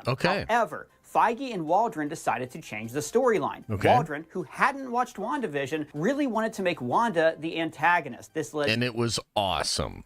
to a complete overhaul of the plot. At one point, Chthon was also going to play a significant role in the Chthon was going to play a part. Interesting. I wonder if they'll pick that thread up. film, but Feige wanted to save that for later, possibly Save it for later. for a Scarlet Witch movie. Now, Possibly for a Scarlet Witch movie. guys, look, normally we would just say, hey, that's only one leaker. But then, fired X-Men 97 showrunner Beau DeMaio, who was developing X-Men 97 during this time, confirmed all of this. He even added more details. OG drafts did Wanda justice. Wanda was with Strange recovering did Wanda do? Who gives a after shit? Westview, feeling bad about what she did. She helps him. She feeling bad about what she did. Wong, and Chavez, who she tutors to beat Nightmare across the multiverse, where she also sees this sounds so much cooler. her variants are happy with her kids. Still, Wanda resists, and she, not Chavez, helps Strange save the day against Nightmare, who turns out to be a Darkhold corrupted Strange variant. Also, Now that's kind of lit. That's kind of cool. she used her experience in WandaVision to warn Chavez about abusing her power. Only after saving the day, unable to resist finding a multiverse where she can be with her kids, does Wanda, sobbing, break from Strange and accidentally beheads Wong, who then and tries to stop her from fleeing into the multiverse. And this is better for you? Like, come on, man. Was the film's cliffhanger. According to DeMaio, this made far more sense. So basically, you just would have dragged on the whole, like, I learned from Westview shit, and then just had her arc into a villain again? That would have been better for y'all? And even when she flees, Wanda is torn up by guilt in classic comic book fashion and keeps apologizing to Strange as she vanishes and leaves him with his dead friend's body. Now look, elements of this did make it into Waldron's That's fucking garbage. draft. For instance, the original draft of the movie opened with a scene where Baron Mordo from Earth 616 confronts Wanda and then she beheads him. True. So I kind of believe all this, guys, and it really raises a lot of questions about how this would have changed the MCU. Yeah, it would have changed the MCU because it would have sucked. It would have been ballsack. Stupid as hell. This is the stupidest shit I ever heard in my whole stupid life. Changed Doctor Strange, and would it have stemmed this negative attitude that slowly built toward the MCU throughout the early stages of the multiverse saga? So now, to dive into all that, I'm joined by Brianna McLarty and Colton Ogburn, who's trapped in our TV but doesn't know it, so please don't tell him. So Brianna McLarty, I know you're a massive Wanda fan. She's your favorite MCU character, and you and I have talked about how, you know, we both felt like Wanda's arc from WandaVision was done dirty by Multiverse of Madness. First question is for both of you, but I want to hear from you first. Was the original version better from what we've heard? It would have been so much better. Why? It is like... How? It kills me a little bit that we didn't get that movie, because I could have been on board with the Wanda who just couldn't deal with the grief and couldn't deal with the tragedy of knowing that all of her other variants have their kids and she doesn't. I could have seen... That's like literally the same character. What are we talking about? I could have even seen that going into a villain arc. And I like, the ending sounded cool where she was like, I just have to go. But what we got in the actual movie was... It just made no sense. There was not continuity. It's the same thing. It is literally the same as what you're talking about. And I feel like they cut would have... The grief that she just can't handle the fact that her kids... That's literally the thing. Could have been a cool arc. And they just decided to get rid of it in order of just like literally skipping steps. Like there were just so many missing steps. And I just also never really understood Wanda deciding to try to kill America Chavez. Like that just seems very against her character as a character who loves her kids to be like, let me murder a teenager. Like that never made sense to me. So I really would have her tutoring Chavez. That would have made so much more sense to me, even if like later it got to a darker point where she was like, I want her powers. Like having those steps could have made it a good movie, and it could have still had the horror elements with Nightmare. And instead we just got something that felt so slapped together and really just felt to me like a screenwriter. You know what feels slapped together? The ending of WandaVision. Who saw the fucking ending of WandaVision was like, we wrapped that shit up. This makes perfect sense. Dude, she's literally turning the lights out to Vision that she created. Vision has to turn the lights back on and be like, I just wanted one last look. Bitch, you were about to delete me without even saying goodbye. What? You watch that scene with her and the people. She's so all over the place, like, oh, I feel bad, but also it's my kids and all that other shit. You know what? She hasn't learned shit. You're telling me the person that permanently put Agatha into another spell is a good person. She's walking out of Westview as a totally good person. She's totally buttoned up. She figured it all out. And then, oh, the demon devil book thing that she's fucking around with at the end of that? Man, what a great step for her. I'm so happy she's so put together. That's slapped together is the end of WandaVision. How can we possibly say that Multiverse of Madness is slapped together because they didn't carry over the arc from WandaVision? I can't, man.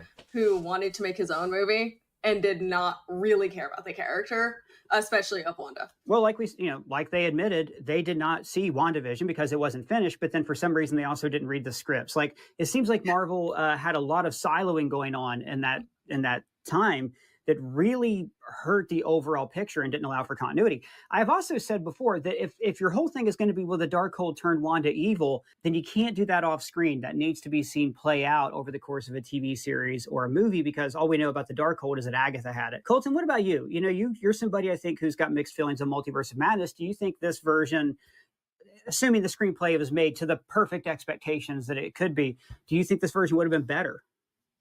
Yeah, I'm very, very mixed on Multiverse of Madness. It depends, what kind of day you catch me on, what my opinion of that movie is going to be. Yeah, I completely agree to Brianna's point. It really made no sense that she wanted to kill America Chavez, at least, from the jump like that, because she's taking this young girl and she wants her powers and she's willing to, use her for that power, which is exactly what we saw Wanda go through, with what happened, prior to Age of Ultron. And, we got those flashbacks in WandaVision. You would think Wanda would have some sympathy to that and not want to do that to someone else. So it just goes back to the point of, they didn't watch WandaVision. They didn't bother to read the scripts. And I have to say, anyone who tries to have the excuse of like, oh, well, it wasn't done yet. Come on. The scripts were done. The story was done. Worked together. I know that Elizabeth Olsen was frustrated with that as well. To answer your question, yeah, I think it would have been better. And not just necessarily this specific outline.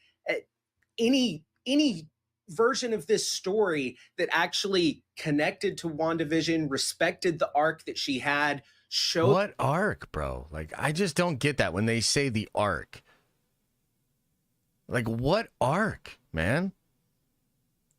The character as a hero at first, especially for those who even didn't watch WandaVision. It still feels like really random that, oh, Wanda's a bad guy. She was a freaking Avenger. We just saw her go toe-to-toe with Thanos, and she had that great scene with Hawkeye at the end of Endgame at Tony's funeral. She was a hero, and then just boom, Multiverse of Madness, she's a... I don't know, man. I mean, I just feel like that's such a revisionist history of like what Wanda is. Wanda's the enemy when they find her. She joins up, but it's always sus, dude. Ultimately, Tony was right about her in Civil War.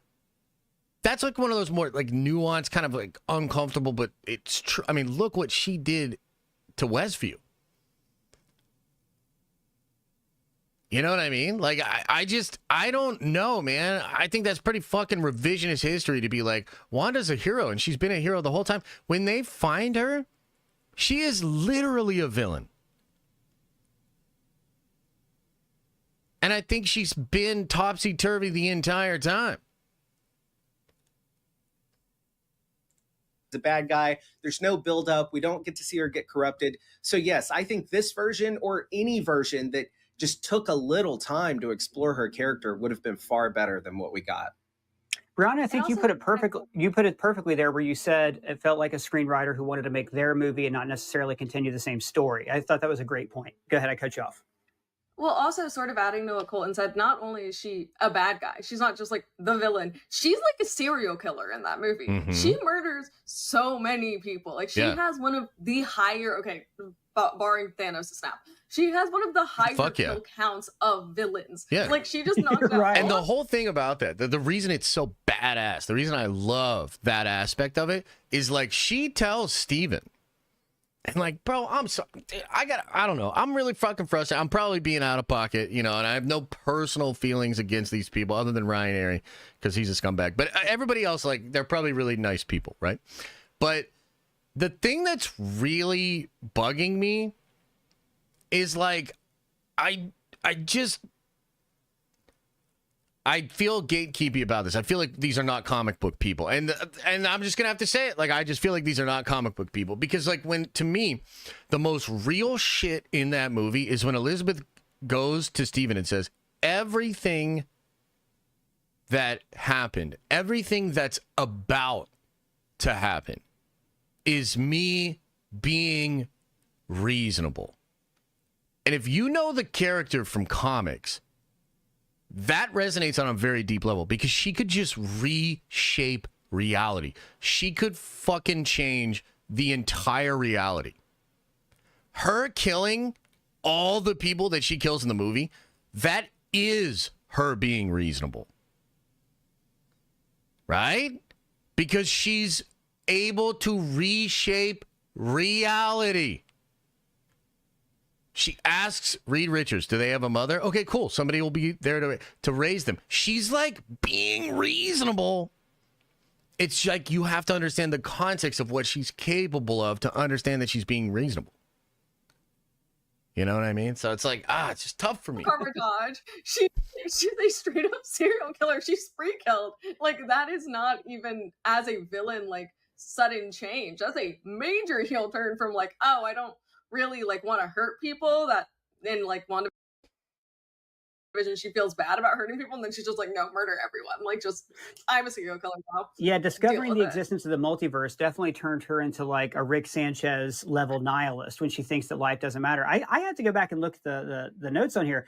I think you're right. Apart from Thanos, she kills more superheroes in a single movie than any supervillain has ever done, which is, pretty impressive. And again, Sam Raimi had fun with that sequence. It was a fun sequence, but did it fit in with their character? So this does all go back to like what we've seen snippets of. I quoted these tweets earlier. I just want to read them for you guys again right now.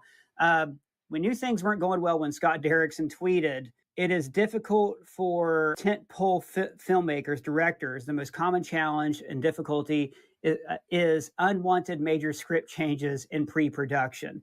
And then we had another tweet in December of that same year: "Studio release dates are the enemy of art." Now, his collaborator for this film wasn't C. Robert Cargill, his normal collaborator who he worked with on the first Doctor Strange. It was, I think, an in-house Marvel writer named Jade Haley Bartlett, who probably didn't put up as much resistance to being forced to make changes as, say, like a more seasoned veteran like C. Robert Cargill would have been.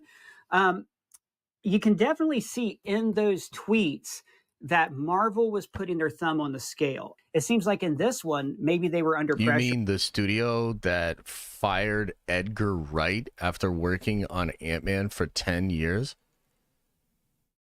That studio put their thumb on the scale? That's crazy to me. Unbelievable. Follow up WandaVision, see the Young Avengers with America Chavez, that they were just trying to throw as many things in as possible. And not to mention, and this is a big one too, this goes back to him saying release dates are the enemy of art, Spider-Man No Way Home, which originally was supposed to be released before Doctor Strange in the Multiverse of Madness. And Spider-Man No Way Home was going to be where they introduced America Chavez. But the pandemic obviously threw a lot of that off. But then he resigned for the project before the pandemic, so we can't even blame that. So it seems like there were a lot of different studios and mixes and producers in there. What this makes me wonder, though, is do you guys think this was indicative of the problems that Marvel had during the multiverse saga? Like, are we seeing things in here that necessarily affected Thor, Love and Thunder, Loki, Quantumania? Colton, what? Yeah. No, I mean, I'd say yes. I'd also say we're probably done with this video. Yeah, because that's pretty much that's the scoop and whatnot. I mean, what else do they even talk about here? Oh, they talk about the bow stuff a little bit more. I don't know, chat. I don't know if I can do it. I don't know if I can do it. What do you think? Well, I'm all for Marvel Studios and Kevin Feige putting their thumb on the scale. The Infinity Saga does not work without their thumb on that scale, making things interconnected and the stories being interwoven. You have to have studio interference for that type of... Hey, look, that's a great take. That's a great take. ...universe to work. What's so surprising here is that, yes, I agree with you. And from these tweets and whatnot, we're seeing that they were putting their thumb on the scale in a negative way, like with things they were wanting to push and not letting the creatives be creative. But it's so surprising that with that being the fact, that it's so disconnected from WandaVision, from other things that they were setting up. I really think, to answer your question, what this shows is, yes, they just seem to have not known what they were doing during phase 4. I think they tried to reinvent the wheel. I think they tried to put a lot of extra grease on that machine that is, cranking out the MCU. Kevin Feige got stretched way too thin. I think their creative team that, keeps the MCU story, the entire structure of the Marvel Cinematic Universe, that obviously got stretched too thin. And I think it got to a point where they were just making content for content's sake. And while the content on its own might be, mid, the MCU is expected to, one, be great. It used to be the case that when you turned on an MCU movie, you knew, okay, this is going to be a good time. It's going to work on its own and it's going to be connected to all these other movies I love. That's just not the case anymore. And yeah, I think Multiverse of Madness was one of the first examples of when things really started going downhill for the MCU. Brianna, I want to just circle back to you on this, because Colton said something interesting, that you need a little bit of the thumb on the scale of the studio, but Look at a different example of this. We have the DC extended universe, right? Where it seems like the studio either had too little influence or too much. First, they told creators, do whatever you want. So you had wildly different tones, such as Batman versus Superman and Shazam. But then when they tried to force a tone or tried to force a tonal change, it changed midstream. So there it has to be some kind of like overseeing of tone, but that doesn't A, step on the backs of creators, and B, make everything feel uniform. And this is where I want to ask you, Multiverse of Madness was a good Sam Raimi movie. If you detach it from everything else and it's just like a standalone film, I think you've talked before about how as a horror film, it works really well. So where do you think the balance is in a studio versus a creator? And was it worth it to get this Sam Raimi Doctor Strange movie? I think, I mean, like I said, I have two wolves inside me. One of them is a Wanda Maximoff fan and the other is a horror movie fan. And so as a horror movie fan, I actually do really enjoy Multiverse of Madness in a vacuum. I think there are some really cool scenes. Like I really love when she crawls out of like the gold mirror. Like sick. I think that's sick. It might actually be one of my like favorite VFX moments in all of Marvel. Because I remember watching that in theaters and be like, oh my God, they just did that. Yeah, it was cool. She like spaghettifies Reed Richards. That's sick. Yeah. I just don't think those two things really had to be in opposition, because I think, well, at least according to the leak, one of the villains was Nightmare.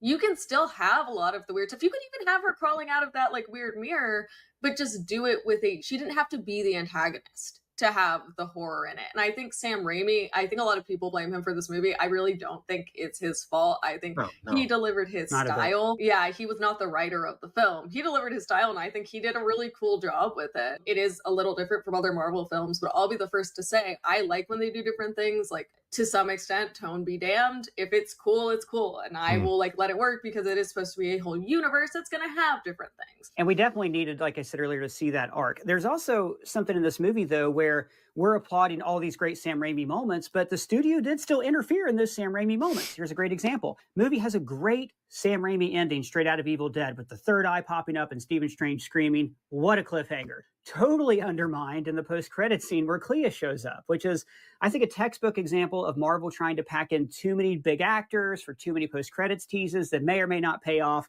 8 years in the future at this point. And again, I'm not trying to Marvel bash, but I think it's healthy for us to talk about all these problems, so we can see how they're improving and how they should go forward. Okay. There's another thing here too that we kind of overlooked before. I mentioned the Baron Mordo scene, the decapitation, seeming like it was taken from the Wong being decapitated in the original draft. But there's also the evil Strange. That Nightmare was not like he is in the comics, where he's a dimensional entity of nightmares. He's actually Stephen Strange. Whereas the Multiverse of Madness that we got kind of watered down this concept and gave us Sinister Strange, but for one fight. That was a very cool fight with the music notes. But it seemed like a lot of the elements that were part of this original draft got pulled out and Frankensteined and repurposed. And like Brianna said earlier, were placed in a draft that more closely resembled a story Michael Waldron wanted to tell, and not necessarily something that was fitting in with the MCU proper timeline. Is there anything about this that makes you think, no, see, that's why that thing from this script is what would have really sold the multiverse saga, like Evil Strange? Well, I have to say, I'm all for taking a protagonist hero played by a beloved actor and then, turning him into one of our many MCU villains, screenfirstmerch.com. But yeah, I felt that, okay, one, what was he called? Sinister Strange? Is that what that variant was called in the end of the movie? Yep. I felt like that should have been like Strange Supreme or something connected to What If. I would have loved for him to have been Nightmare. We can argue about this. I hate the music note fight. I hate that scene. I know some people say it's so quirky and awesome. I hate that scene. At least it was different. It wasn't just laser beams. Different. And that's what I liked about it. Yeah. Yeah, sure. But it wasn't for me. I thought he would. I think Benedict Cumberbatch. Wait, I'm sorry. Aren't you the guy who liked the scene where Flash caught CGI babies falling out of a building? And you actually said that movie was better than Across the Spider-Verse. Okay, no, I'm giving the people watching. I said talking some shit, Ryan. I told you he was a scumbag. What the fuck? I enjoyed it more than Across the Spider-Verse. But you have to remember, this is a guy who's very sheltered because he's trapped in a television and doesn't know it. So please don't tell him. Sorry, I missed that last thing you said, Ryan. That's okay. Don't worry about it. I've said that I think Wanda, the Scarlet Witch, is going to play a very key role in Avengers Secret Wars. We know she has reality manipulation powers. I think a big part of WandaVision was exploring just how powerful she is, not just at, shooting energy blasts, but actually creating things from the very fabric of reality and being able to, shift an entire reality, bring in she kind of had like this acknowledgement of the multiverse with the Quicksilver being played by what's his name, Evan Peters from the X-Men films. I thought that was all cool. Brianna, do you think that given the setup that we have, that Marvel can still bring, because Elizabeth Olsen said she'd be willing to come back if they do it right. Do you think do you think that there is still a setup in here to bring your girl Wanda back and redeem her? I think that they could bring her in to help defeat Doom, and that would help a lot. And I think she would be really strong, and I think she would probably be a linchpin for them. I think one of the other things they could do is sort of, I think it's like implied, but it's just like was not shown well that the Darkhold was kind of like the One Ring from Lord of the Rings. For sure. If you have like the Darkhold's like literally getting in her head, Colton's totally right. It makes it so much easier for us to forget. Yeah, and like I said, that's kind of probably why they're going to go with Chthon and do that in the movie to try to set up some of this redemption. And for people that have these issues there, I think ultimately what it comes down to is like people just believe that Wanda had an arc, and an arc that also ended in a heroic way in WandaVision, and I just can't. I don't see it. And now I do this. You know what this makes me want to do, chat? This makes me want to rewatch WandaVision, because what if, and this has never happened before, right? This doesn't happen here on this channel, but what if I'm wrong? What if I am not remembering WandaVision the way that it actually was? I kind of feel like I've got to rewatch the WandaVision, particularly the ending, because is this one of those rare, like maybe 1 out of 1,000, 1 out of 1,000,000 times where I'm wrong, where I'm actually misinterpreting it? Because I remember being very disappointed in that finale, and one of the reasons why is because I didn't think she had an arc at all. I didn't think she showed remorse at all. I don't know. So maybe we're going to have to do that, huh? Makes me want to put Colton in an arm board. Colton seems fun. Honestly, everybody seems fine, and some stuff they say I agree with. Some stuff they say I don't agree with.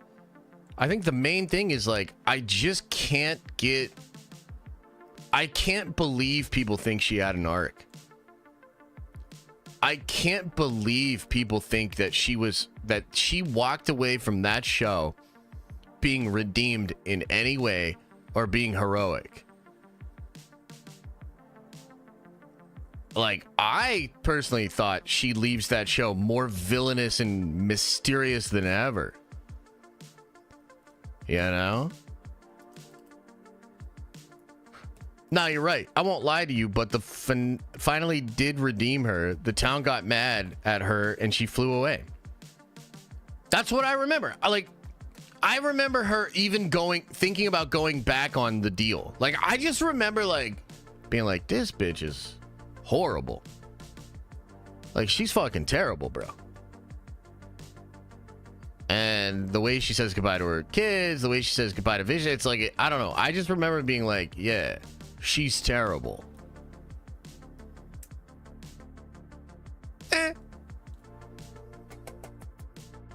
It's on Marvel. There's a difference of opinion. It was confusing then. Yeah, that's true. That's true. Yeah. I think that's maybe the ultimate take, is like, at the end of the day, if the fan... Because, look, even though I have really strong feelings about this, I'm not so, daft to think that it wasn't a divisive film. It was divisive. People were pretty divided on it. And like I said, there were people that felt that way. I don't know what her name is in the video, but the way she felt, the way that Aaliyah feels, right? I think Grace felt this way. A lot of people felt this way. Like, I can't believe they ruined Wanda's arc. And it's like, at the end of the day, if 30, 40%, 50% of your fan base is feeling that way, then ultimately that's on you. That's the studio. That's how you handled that. I just count myself among the people that, like, I had zero problem with that aspect of it, because I felt like Wanda was out of fucking control. She was spiraling. And I think what we see in Multiverse of Madness is just like the upper end of that spiral. Even being corrupted, she still held back. Yeah, like that's kind of what I'm feeling too. She's, to me, she feels very consistent with the way she is in WandaVision, with the way she is in the Avengers movies. Like, she's a little sus, bro. Like, that's always been the Scarlet Witch. She's a little sus. Gotta go potty. Where's the bathroom key? Be right back. You gotta fill out a hall pass. Can you tell that to John Campea? He believes she has the best character arc in all of the MCU. No way. Ain't no way, fam. Ain't no way, bro. I think Kevin has your perspective, but he forgot female gaze and how important Wanda is to a lot of female fans. We love her because she's powerful yet complicated. Yeah, that could be true. That could be fair. And look, maybe the movie and some of the other stuff they're doing is going to set her on a better path and more people will accept. I mean, the next time she shows up, I'm going to be excited. Regardless of what they do. I think the character's interesting, compelling. She's super powerful. She's super fucking hot. Hell yeah. So, anytime they want to show Wanda again, I'm going to show up. First in line. Day one.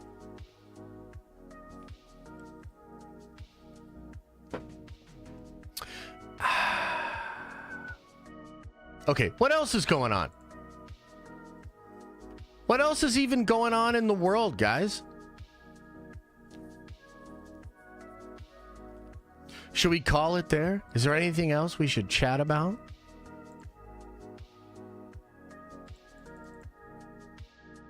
Yeah, what do you think?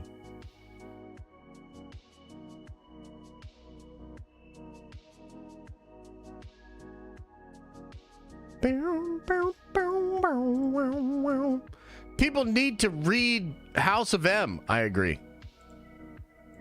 Totally agree. Baby Bird, appreciate the 10 spot, says, I totally agree. She did not have an arc. She didn't seem remorseful at all. They really screwed her character, and she is my favorite. I loved Multiverse Madness, but it was for sure Raimi that helped with the love. Ooh, okay. I missed Leon's chat. Okay, let me see about that. Yeah, I think that's fair, Baby Bird.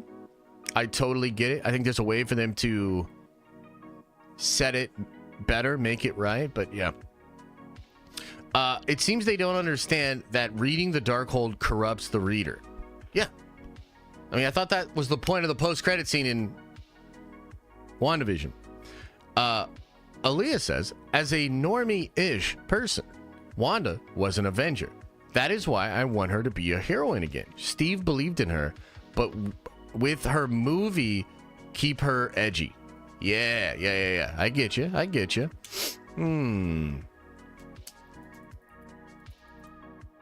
Yeah.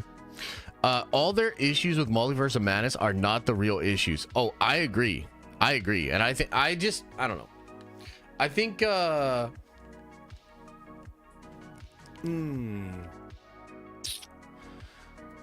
look, I'll just admit something to you guys. I'm not going to admit it publicly, but I will admit it to you.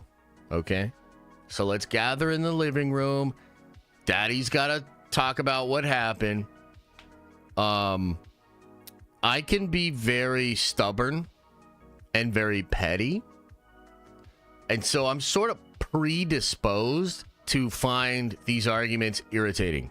Now, having said that, I do think they're not great arguments, but me being super triggered and mad about other people's opinions is a me problem. It's not a them problem. So, you know, it's all love.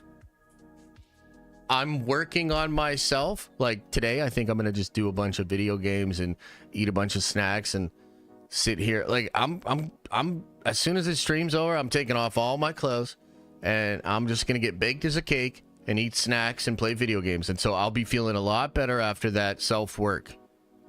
Okay, I'm working on myself.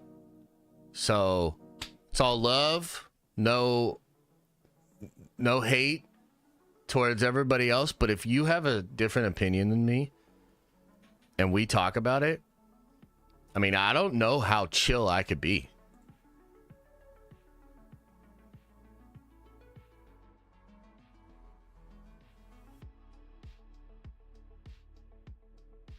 Ty9 says 2 months away from 2 years. Hoping to hear some DC news soon. Yeah, it would be sick, dude. I hope we get some DC news too. I want to know more about I was about to say the Penguin, but not Penguin.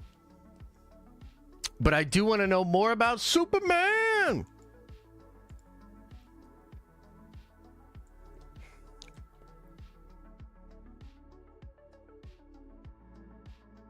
Hey, Earl of Pain, thanks for subscribing with Prime. Check out the previous Knull theory. Let me see. Knull works for Doom on Battleworld. Look, I automatically don't love this. I get what you're doing, and I understand it, and it's fun. But like Knull doesn't work for anybody, bro. Like Knull and Doom, they kind of. I would see Thanos working with Doom or working for Doom before I would see Knull. Like that's part of my problem with this. Is like Knull should be on his own, doing his own thing. Let's see here. Knull has captured Tom Holland Spider-Man. Oh yeah, we did talk about that. Yeah. James, was that yours? Yeah, that was your. That's not a bad theory, brother. Not a bad theory. Blue X says, guess what? Chicken butt. Ha ha ha. Exposity says Darkhold plus losing her parents, brother, lover, children, and losing Steve as her adopted older brother, in my opinion. Wanda's story and going a little crazy makes sense. Yeah, I think so too, brother. I think so too. Kyber Smith says shave all their heads. All right, maybe. Anakin Stark says, bro, these people act like Wanda isn't a villain in the comics. Honestly, this is the dumbest crap. Josh, you're 100% right. Holy crap, this breakdown is eyes. He said something different than that, but yeah. Okay, I think we caught up on those. Check the Discord DM real quick. All right, let me see. Oh, boy. Oh, shit, bro. Good for you, brother. You better, give me some of that, a little something, you know what I mean? Hey, give me a little something with that, you know what I mean? Yeah, okay, cool. Imagine if Josh was wrong once. I mean, it's just so rare, dude. It's like finding a unicorn. You know what I mean? It's just so rare. Den of Sycophants? Yeah, totally. I wish. Imagine if Josh was right once. What the hell? Losing Steve? Yeah, no, losing Steve. Hello. What is your favorite thing you've been right about? Secret Wars.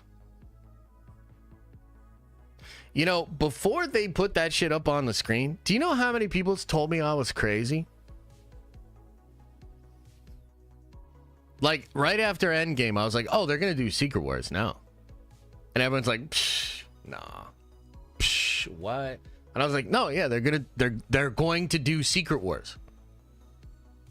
That's the obvious move next. Yeah, that was a great stream, huh? Yeah. That's probably my favorite one. RDJ coming back is cool, although I did not think Doctor Doom. Holy shit. My favorite thing Josh was right about was Kenobi being fire. Or wait, no way. It's when Andor was our salvation. Yeah.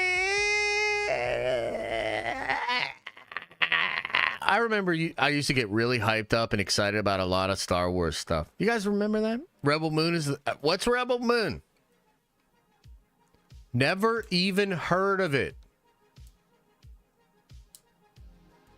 Never even heard of it. What is that? You know, this beat's kind of doing it for me.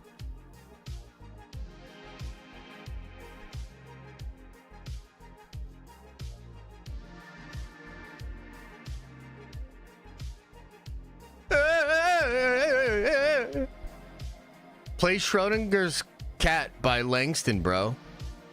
What the hell? We're jamming to this beat right now, dude. You know what's not doing it for anyone? Rebel Moon. I don't even know what that is.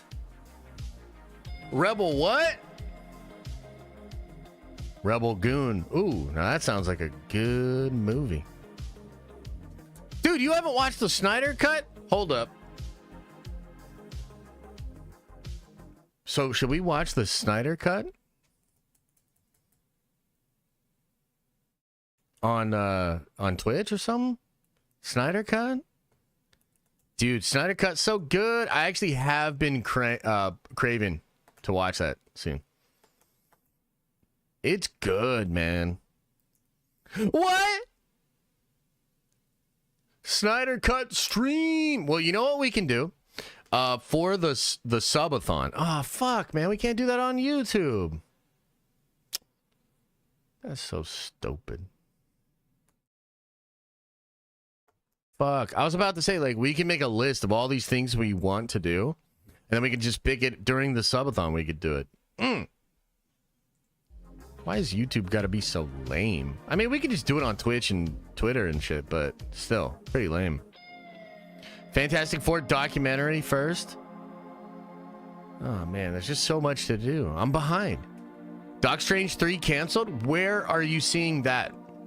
I have not seen that or heard about it. So I don't know about that.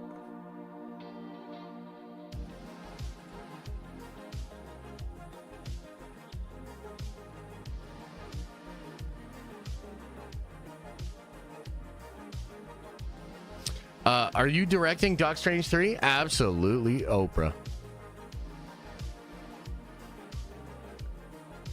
You don't gotta see this shirt. This isn't even one of my favorite shirts, man. It used to be. This tie-dye shirt, it used to be like a lot darker, and I liked it a lot more, and now it just got like lighter and lighter. It's like, eh.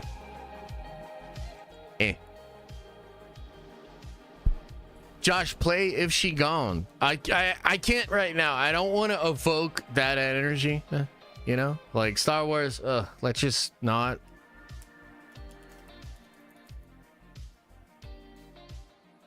Will you be watching Penguin? Yeah, I think so. Does it drop on Sunday? This Sunday? Play it? No, I'm not playing it yet. I'm not playing it yet. Yeah, man. But it's a sick tune, bro. I know, but there's a time and a place.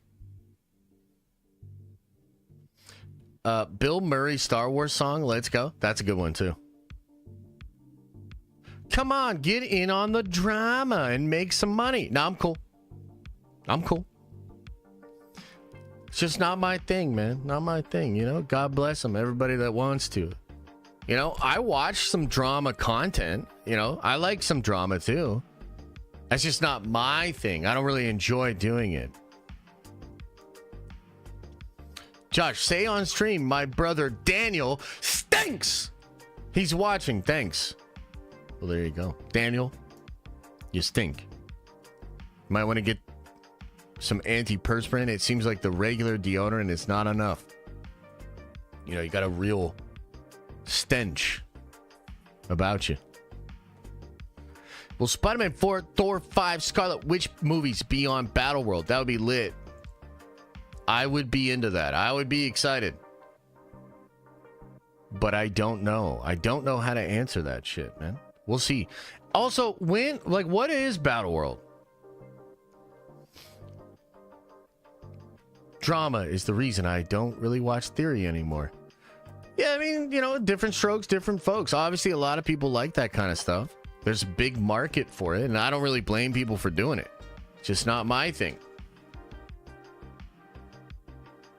If Battleworld isn't comic accurate, I don't know. Yeah, I'm a little confused about it, to be honest. All of our houses are Battleworld? Oh, boy. How is Battleworld? Den of not playing what the people want. Sorry, man. You just gotta trust me. You gotta trust me. Like if we don't have the Thors being the Fist of Doom, yeah, that would be cool. I want something like that. I'm pretty confused. I don't know what to expect. I don't know what they're doing. So we'll find out together. Fortnite is Battle World? I mean, maybe. All right, take care, brother. Have a good day. Hope the comic shop treats you well. I gotta get to the comic shop this weekend. I'm so behind, man. I'm behind on the business. I'm behind on videos. I'm behind on streams. I'm behind on my comics. I'm behind on my Warhammer. I got so much to build and paint for Warhammer. Oh my God, I just had an idea. I just had a thought. Chat. I just had a thought. For the subathon, we could build and paint Warhammer.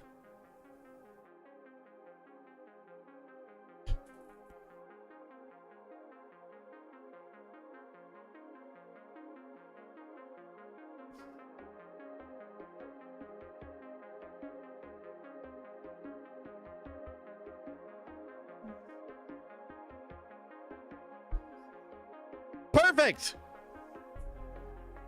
Perfect. Taylor, thank you for becoming a member. Oh shit, you're right. We're supposed to gain subs, not lose them. Oh man, that's true. That's true. How many colors is Warhammer? What, for painting? Like a lot, dude. Happy Friday the 13th.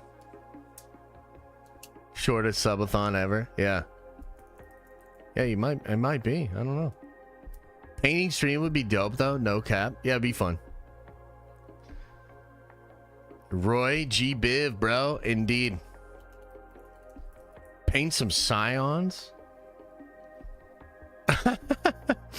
Braxton's dad says Rebel Moon, more like Rebel Poon. It stanks. Hey, you know what?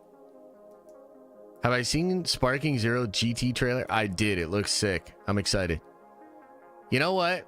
I should have been nicer when we were watching the Screen Crush video.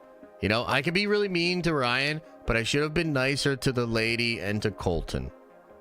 So, Colton and lady, I apologize. You know? It's a me problem. It's not you. You're cool. Dar Boyd says, behind on those absolutely phenomenal Warhammer lore videos. Oh!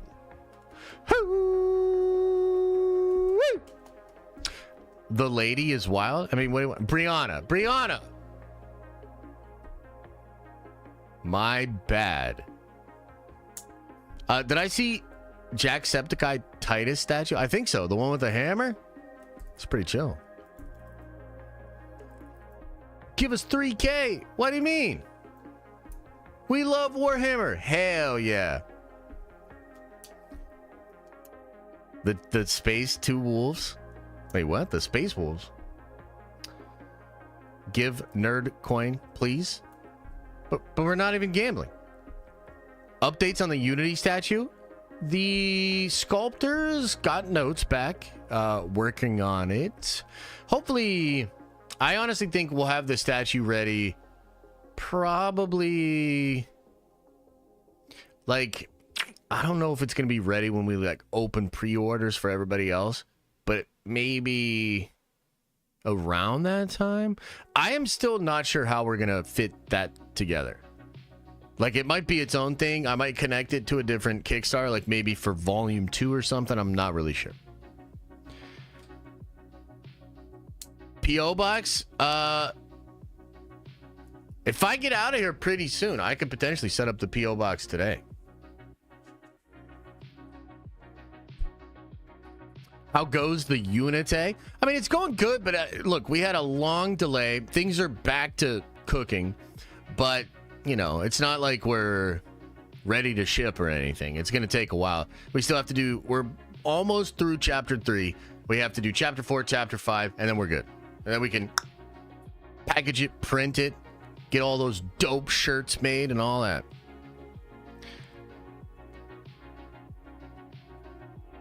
He's not setting it up. I'm being serious. If I get out of here pretty soon, I gotta go set up the P.O. box. You owe me $2 for your super? Yeah, right. I read it. Let me see here, though. Leon. I'd rather learn more about dreadnoughts than DC. Oh, I like that. Dreadnoughts are pretty cool, man. You want me to TLDR dreadnoughts for you? So, only in death does duty end. Okay, that's the Space Marine motto. Now, sometimes a Space Marine is a really good soldier, but they get messed up in battle. You know, maybe they lose a limb, maybe they're like almost going to die. In that case, a Space Marine will be what's called interred into a dreadnought. They literally put the body in a state of suspended animation, and they keep the body in a tomb. Yeah, interred. The only thing that's really alive is the brain, and the brain is plugged into all these like wires and shit. And basically, your body is a mech. So when the Space Marines, like basically when their body breaks down, they will be interred in a sarcophagus, and their brain is connected to this big machine. They become a walking mech. And they're badass, dude. Now, unfortunately, it's borderline torture as an existence. They keep their minds unplugged and they're in this like dream state. And then whenever they need one of the dreadnoughts, they'll activate them so they can live for like hundreds and thousands of years after they're interred. It's not the best way to live, but their duty to the Emperor and the Imperium is above all else. So they will do shit like that. Yeah. Renee says, subathon stream idea. You take us on a field trip to set up the P.O. box. Hey, that's not a bad idea. I don't have the stuff to do the live stream, though. Like a IRL thing. How many people right now are on their phone mid-interred? Don't answer that, chat. Don't answer that. How am I liking Space Marine 2 multiplayer? What class are you running? Bro, I haven't even got to play a multiplayer game. I played one of the side mission things, but I haven't played PvP. Can you believe it? I've been so busy. Yeah. I've been so busy doing streams and videos and working on comics, and I've been taking meetings. Dude, I got a lot going on. You guys don't understand. You think I just get up here and I'm like, oh, bloop, bloop, camera, bloop, light, bloop, bloop. Oh, I'm just up here talking shit. Bloopity bloop. Here I go, just talking shit. Oh, what am I going to do today? I'm just going to talk some shit. No, we got pages of notes. Pages of notes. Ideas and energies and stuff, man. Y'all don't know. You take care of us, Josh. We appreciate you. Thank you. Mash by 21.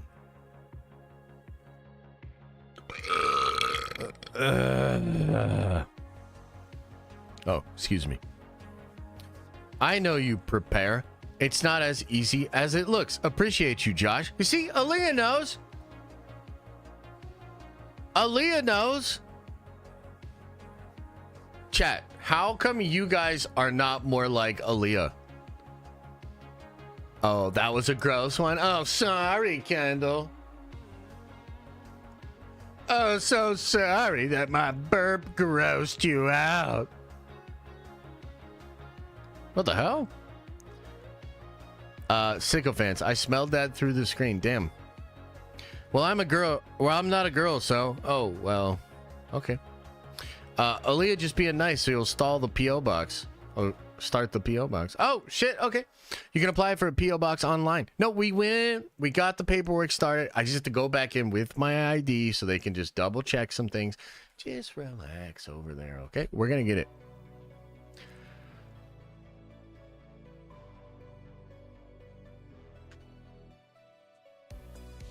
Bradley, what the hell? Hank Hill always says, if you prepare, you will be ready when things happen. Oh, wow. If you don't give us the P.O. Box address in 2 weeks, we get your real Addy. Oh, shit, my bad. I don't know why chat cares. Even when you have the P.O. Box, you are never going to go check it. That's not true. I will go check it. Especially if you guys harass me like you're currently doing. Radon check? Dude, so how about this? This is crazy. I checked the radon. There's so much radon that they actually said I can't, like, take the radon away. They were like, at this point, we think your body and brain might be so dependent on the radon that we can't treat this house. And I was like, what are you saying? That I have bonded with the radon and formed some kind of symbiotic relationship? Yeah.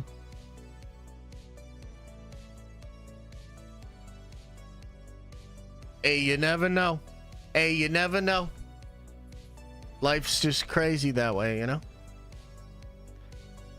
Do you realize the degeneracy that will grace your P.O. box? I'm starting to get the picture. Yeah.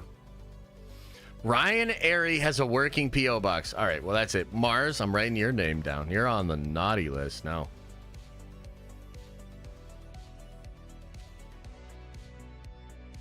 And also, it worked, because that is unacceptable.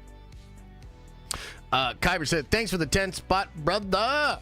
Says, Josh, I'm so stoked for tomorrow, because I'm going to the Warhammer store to get set up for the first time. Any sets you recommend to start with for the Space Marines? Do I go for 1,000 point or 2,000 point army ASAP? Okay, so there's a couple of questions here. First of all, what's your budget? I would say there's a couple of good, like, bundles or, like, packs. Like, honestly, the Blood Angels starter box is crazy good. Like, it's really good. The Dark Angels one is pretty good. I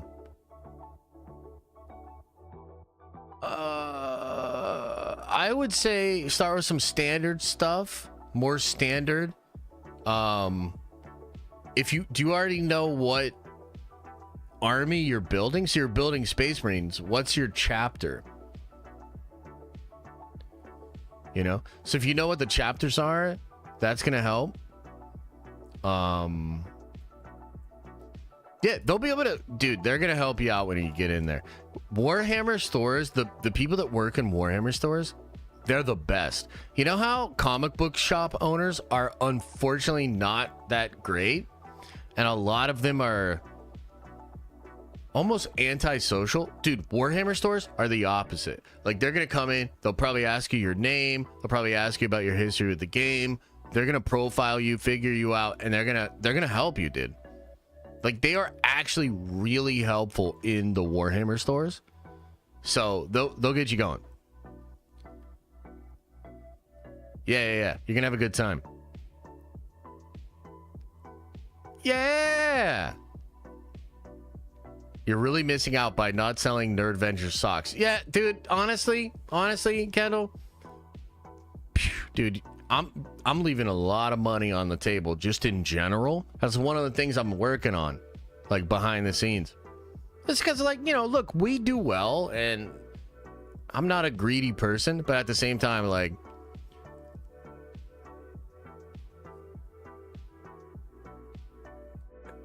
that's maybe more for a Prime stream, but yeah, we're working on it. Can I get a shirt? Yeah, there's shirts. You can get a shirt.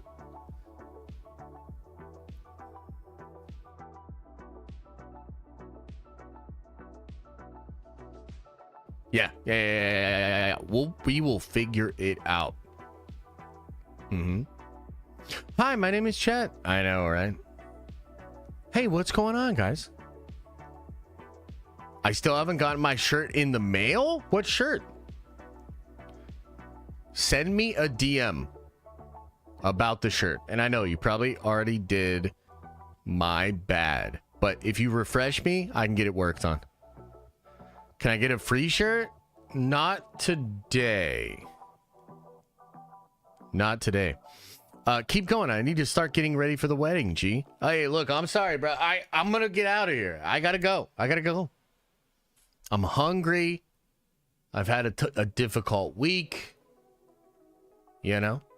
Do we get some Den of Nerds crop tops? Absolutely, Oprah. You got my Addy to send me the shirt at the end of July? Okay, I'll write that down, Kyle.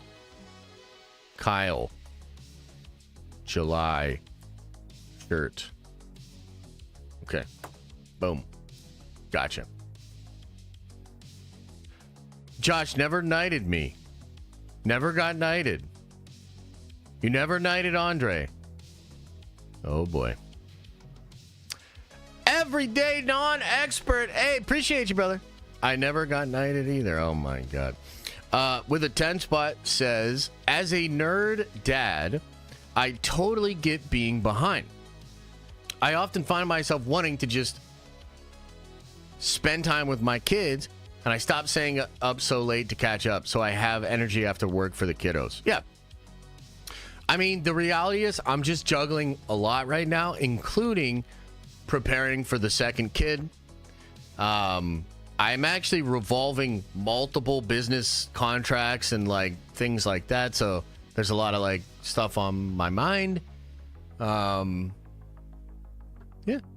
Just got a lot going on, man. But it's all good. Like some of this is going to resolve soon. And honestly, I'm really excited about the future. Look, we've got a lot of things cooking. So like, dude, look, here's the thing. Like Unity, right? It's kind of crazy because we have a lot of really good stuff going on with the videos and YouTube and streaming and, you know, podcast potential stuff. Dude, we also have this like super kick-ass fucking book in Unity. And yeah, there have been some delays, but like, trust me, that is a great product. When it comes out, people are going to go nuts. People are going to be like, dude, I cannot believe this fucking guy wrote this comic. Like, it is awesome. That is really cool.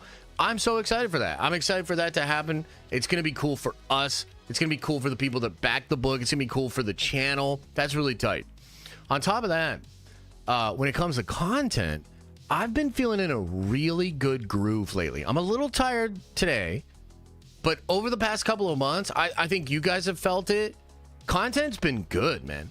We're having incredible streams.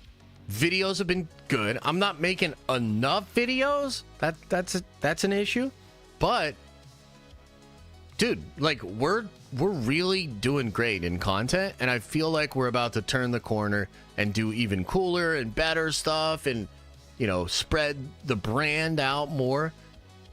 Like there's stuff I can't even talk about that I'm really excited. Like we're cooking, man. You know what I mean? So I think we're in a really good place. Part of it becomes, okay, just don't burn out, right? Don't burn out because you got to keep spinning all these plates. I'm in the process of bringing some other people into the company to help. I'm excited about that. The comic book stuff is like, dude, the future's really bright there. Unity, I mean, I need at least 30 issues to tell that story completely. So there's a lot of Unity over the next couple of years. So yeah, dude, we've got a lot of stuff cooking. I'm really excited. And I'm happy that the community's strong, man. The community's really strong right now. You guys have been so supportive with, you know, subscriptions, gifted subs, members, super chats.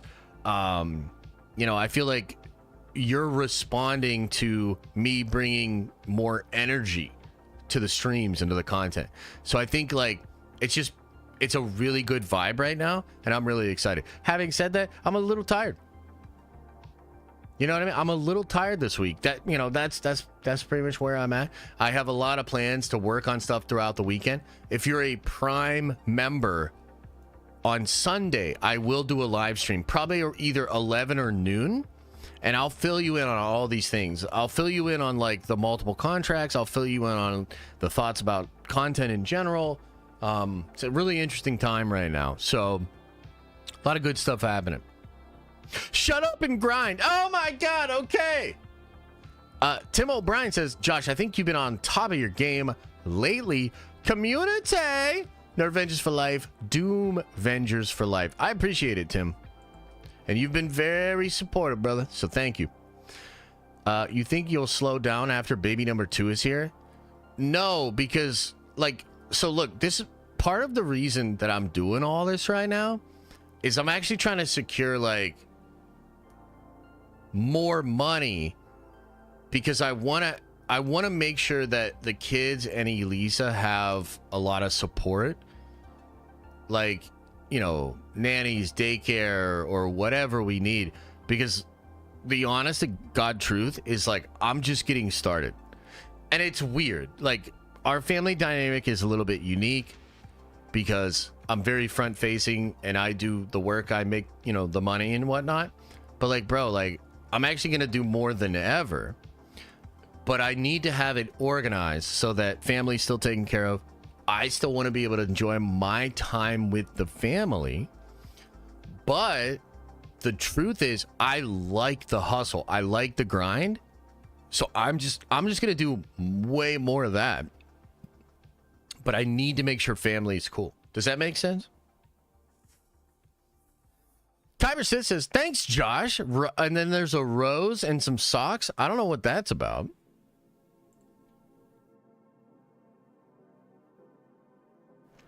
Yeah, I don't know what that's about.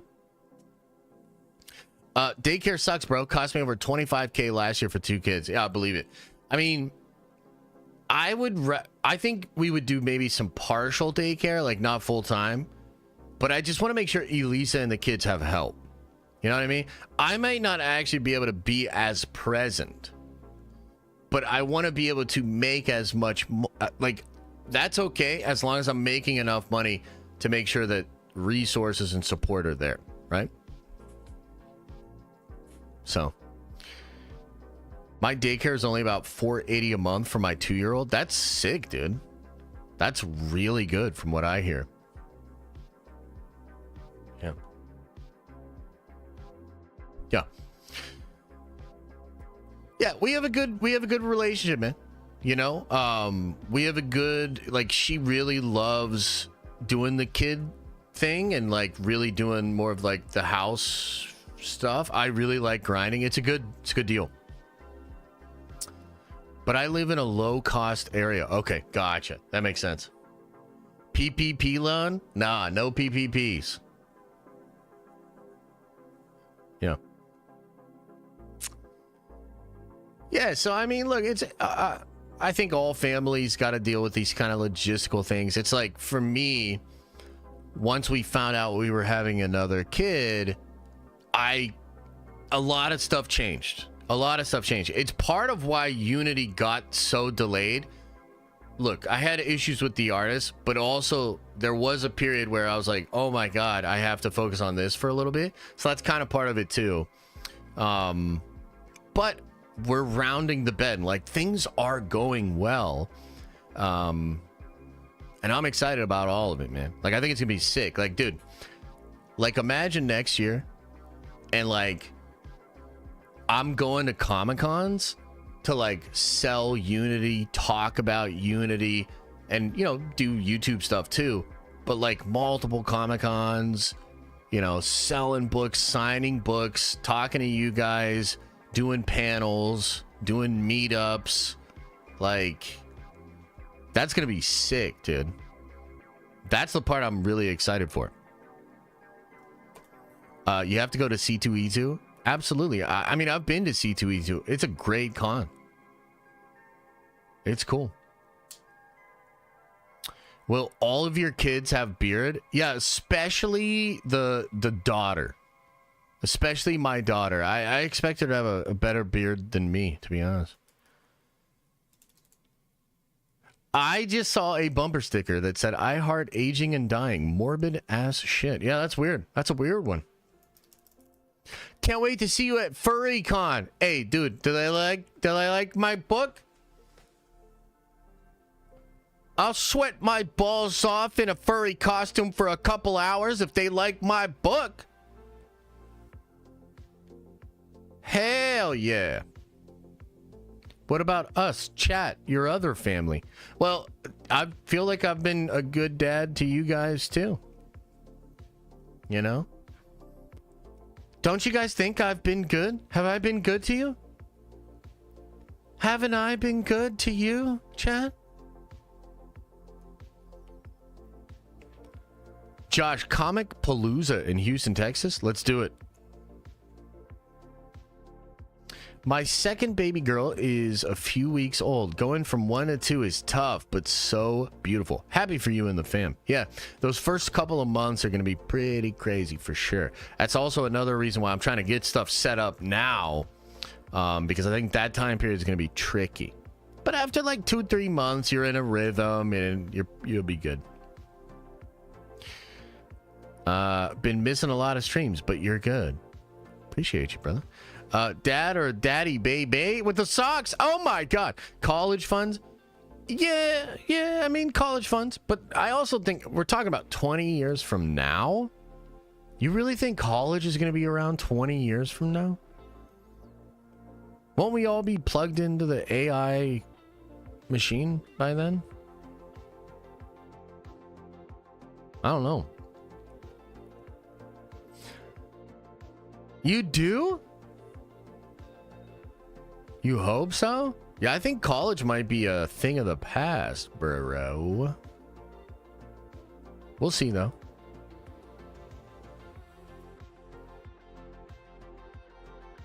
Yeah, I mean, look. I mean, I already see the decline in college. A lot of, like, state schools are combining or being sold, and like it's already not a pretty good business. Like I don't think the forecast on that business is good. Yeah. I have a boy and a girl. It's magical. That's awesome. That's what we're gonna have. I'm actually super excited to see Liam as a big brother. I think that's gonna be great, you know? But all right, everybody. Hey, I appreciate you guys. Thank you for another great week of streams. I will do a Unity stream later tonight. Do a couple more updates. Prime stream on Sunday. And then we'll be back at it next week. I want to do another whiteboard stream. I'm not sure what. So if you have any ideas, let me know. Captain's got to teach stuff. You know what I mean? Okay, everybody. Hey, I appreciate it. Thank you guys so much. Much love. And as I always say, I hope you are having an awesome and a nerdy day. And I'll see you in the next video.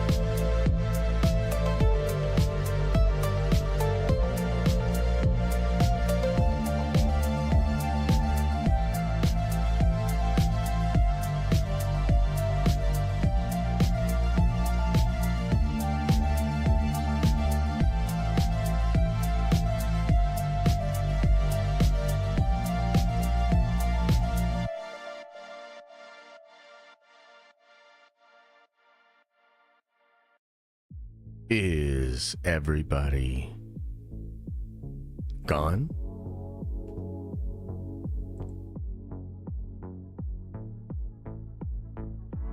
Did everybody leave? Leave.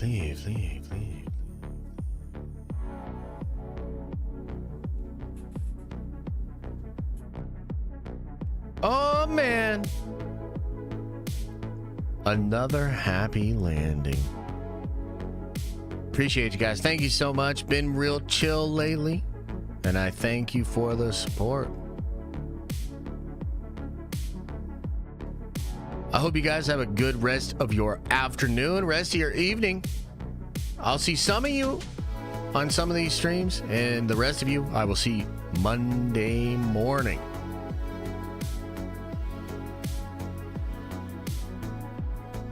Remember to open up your third eye. And watch out your stinky butthole!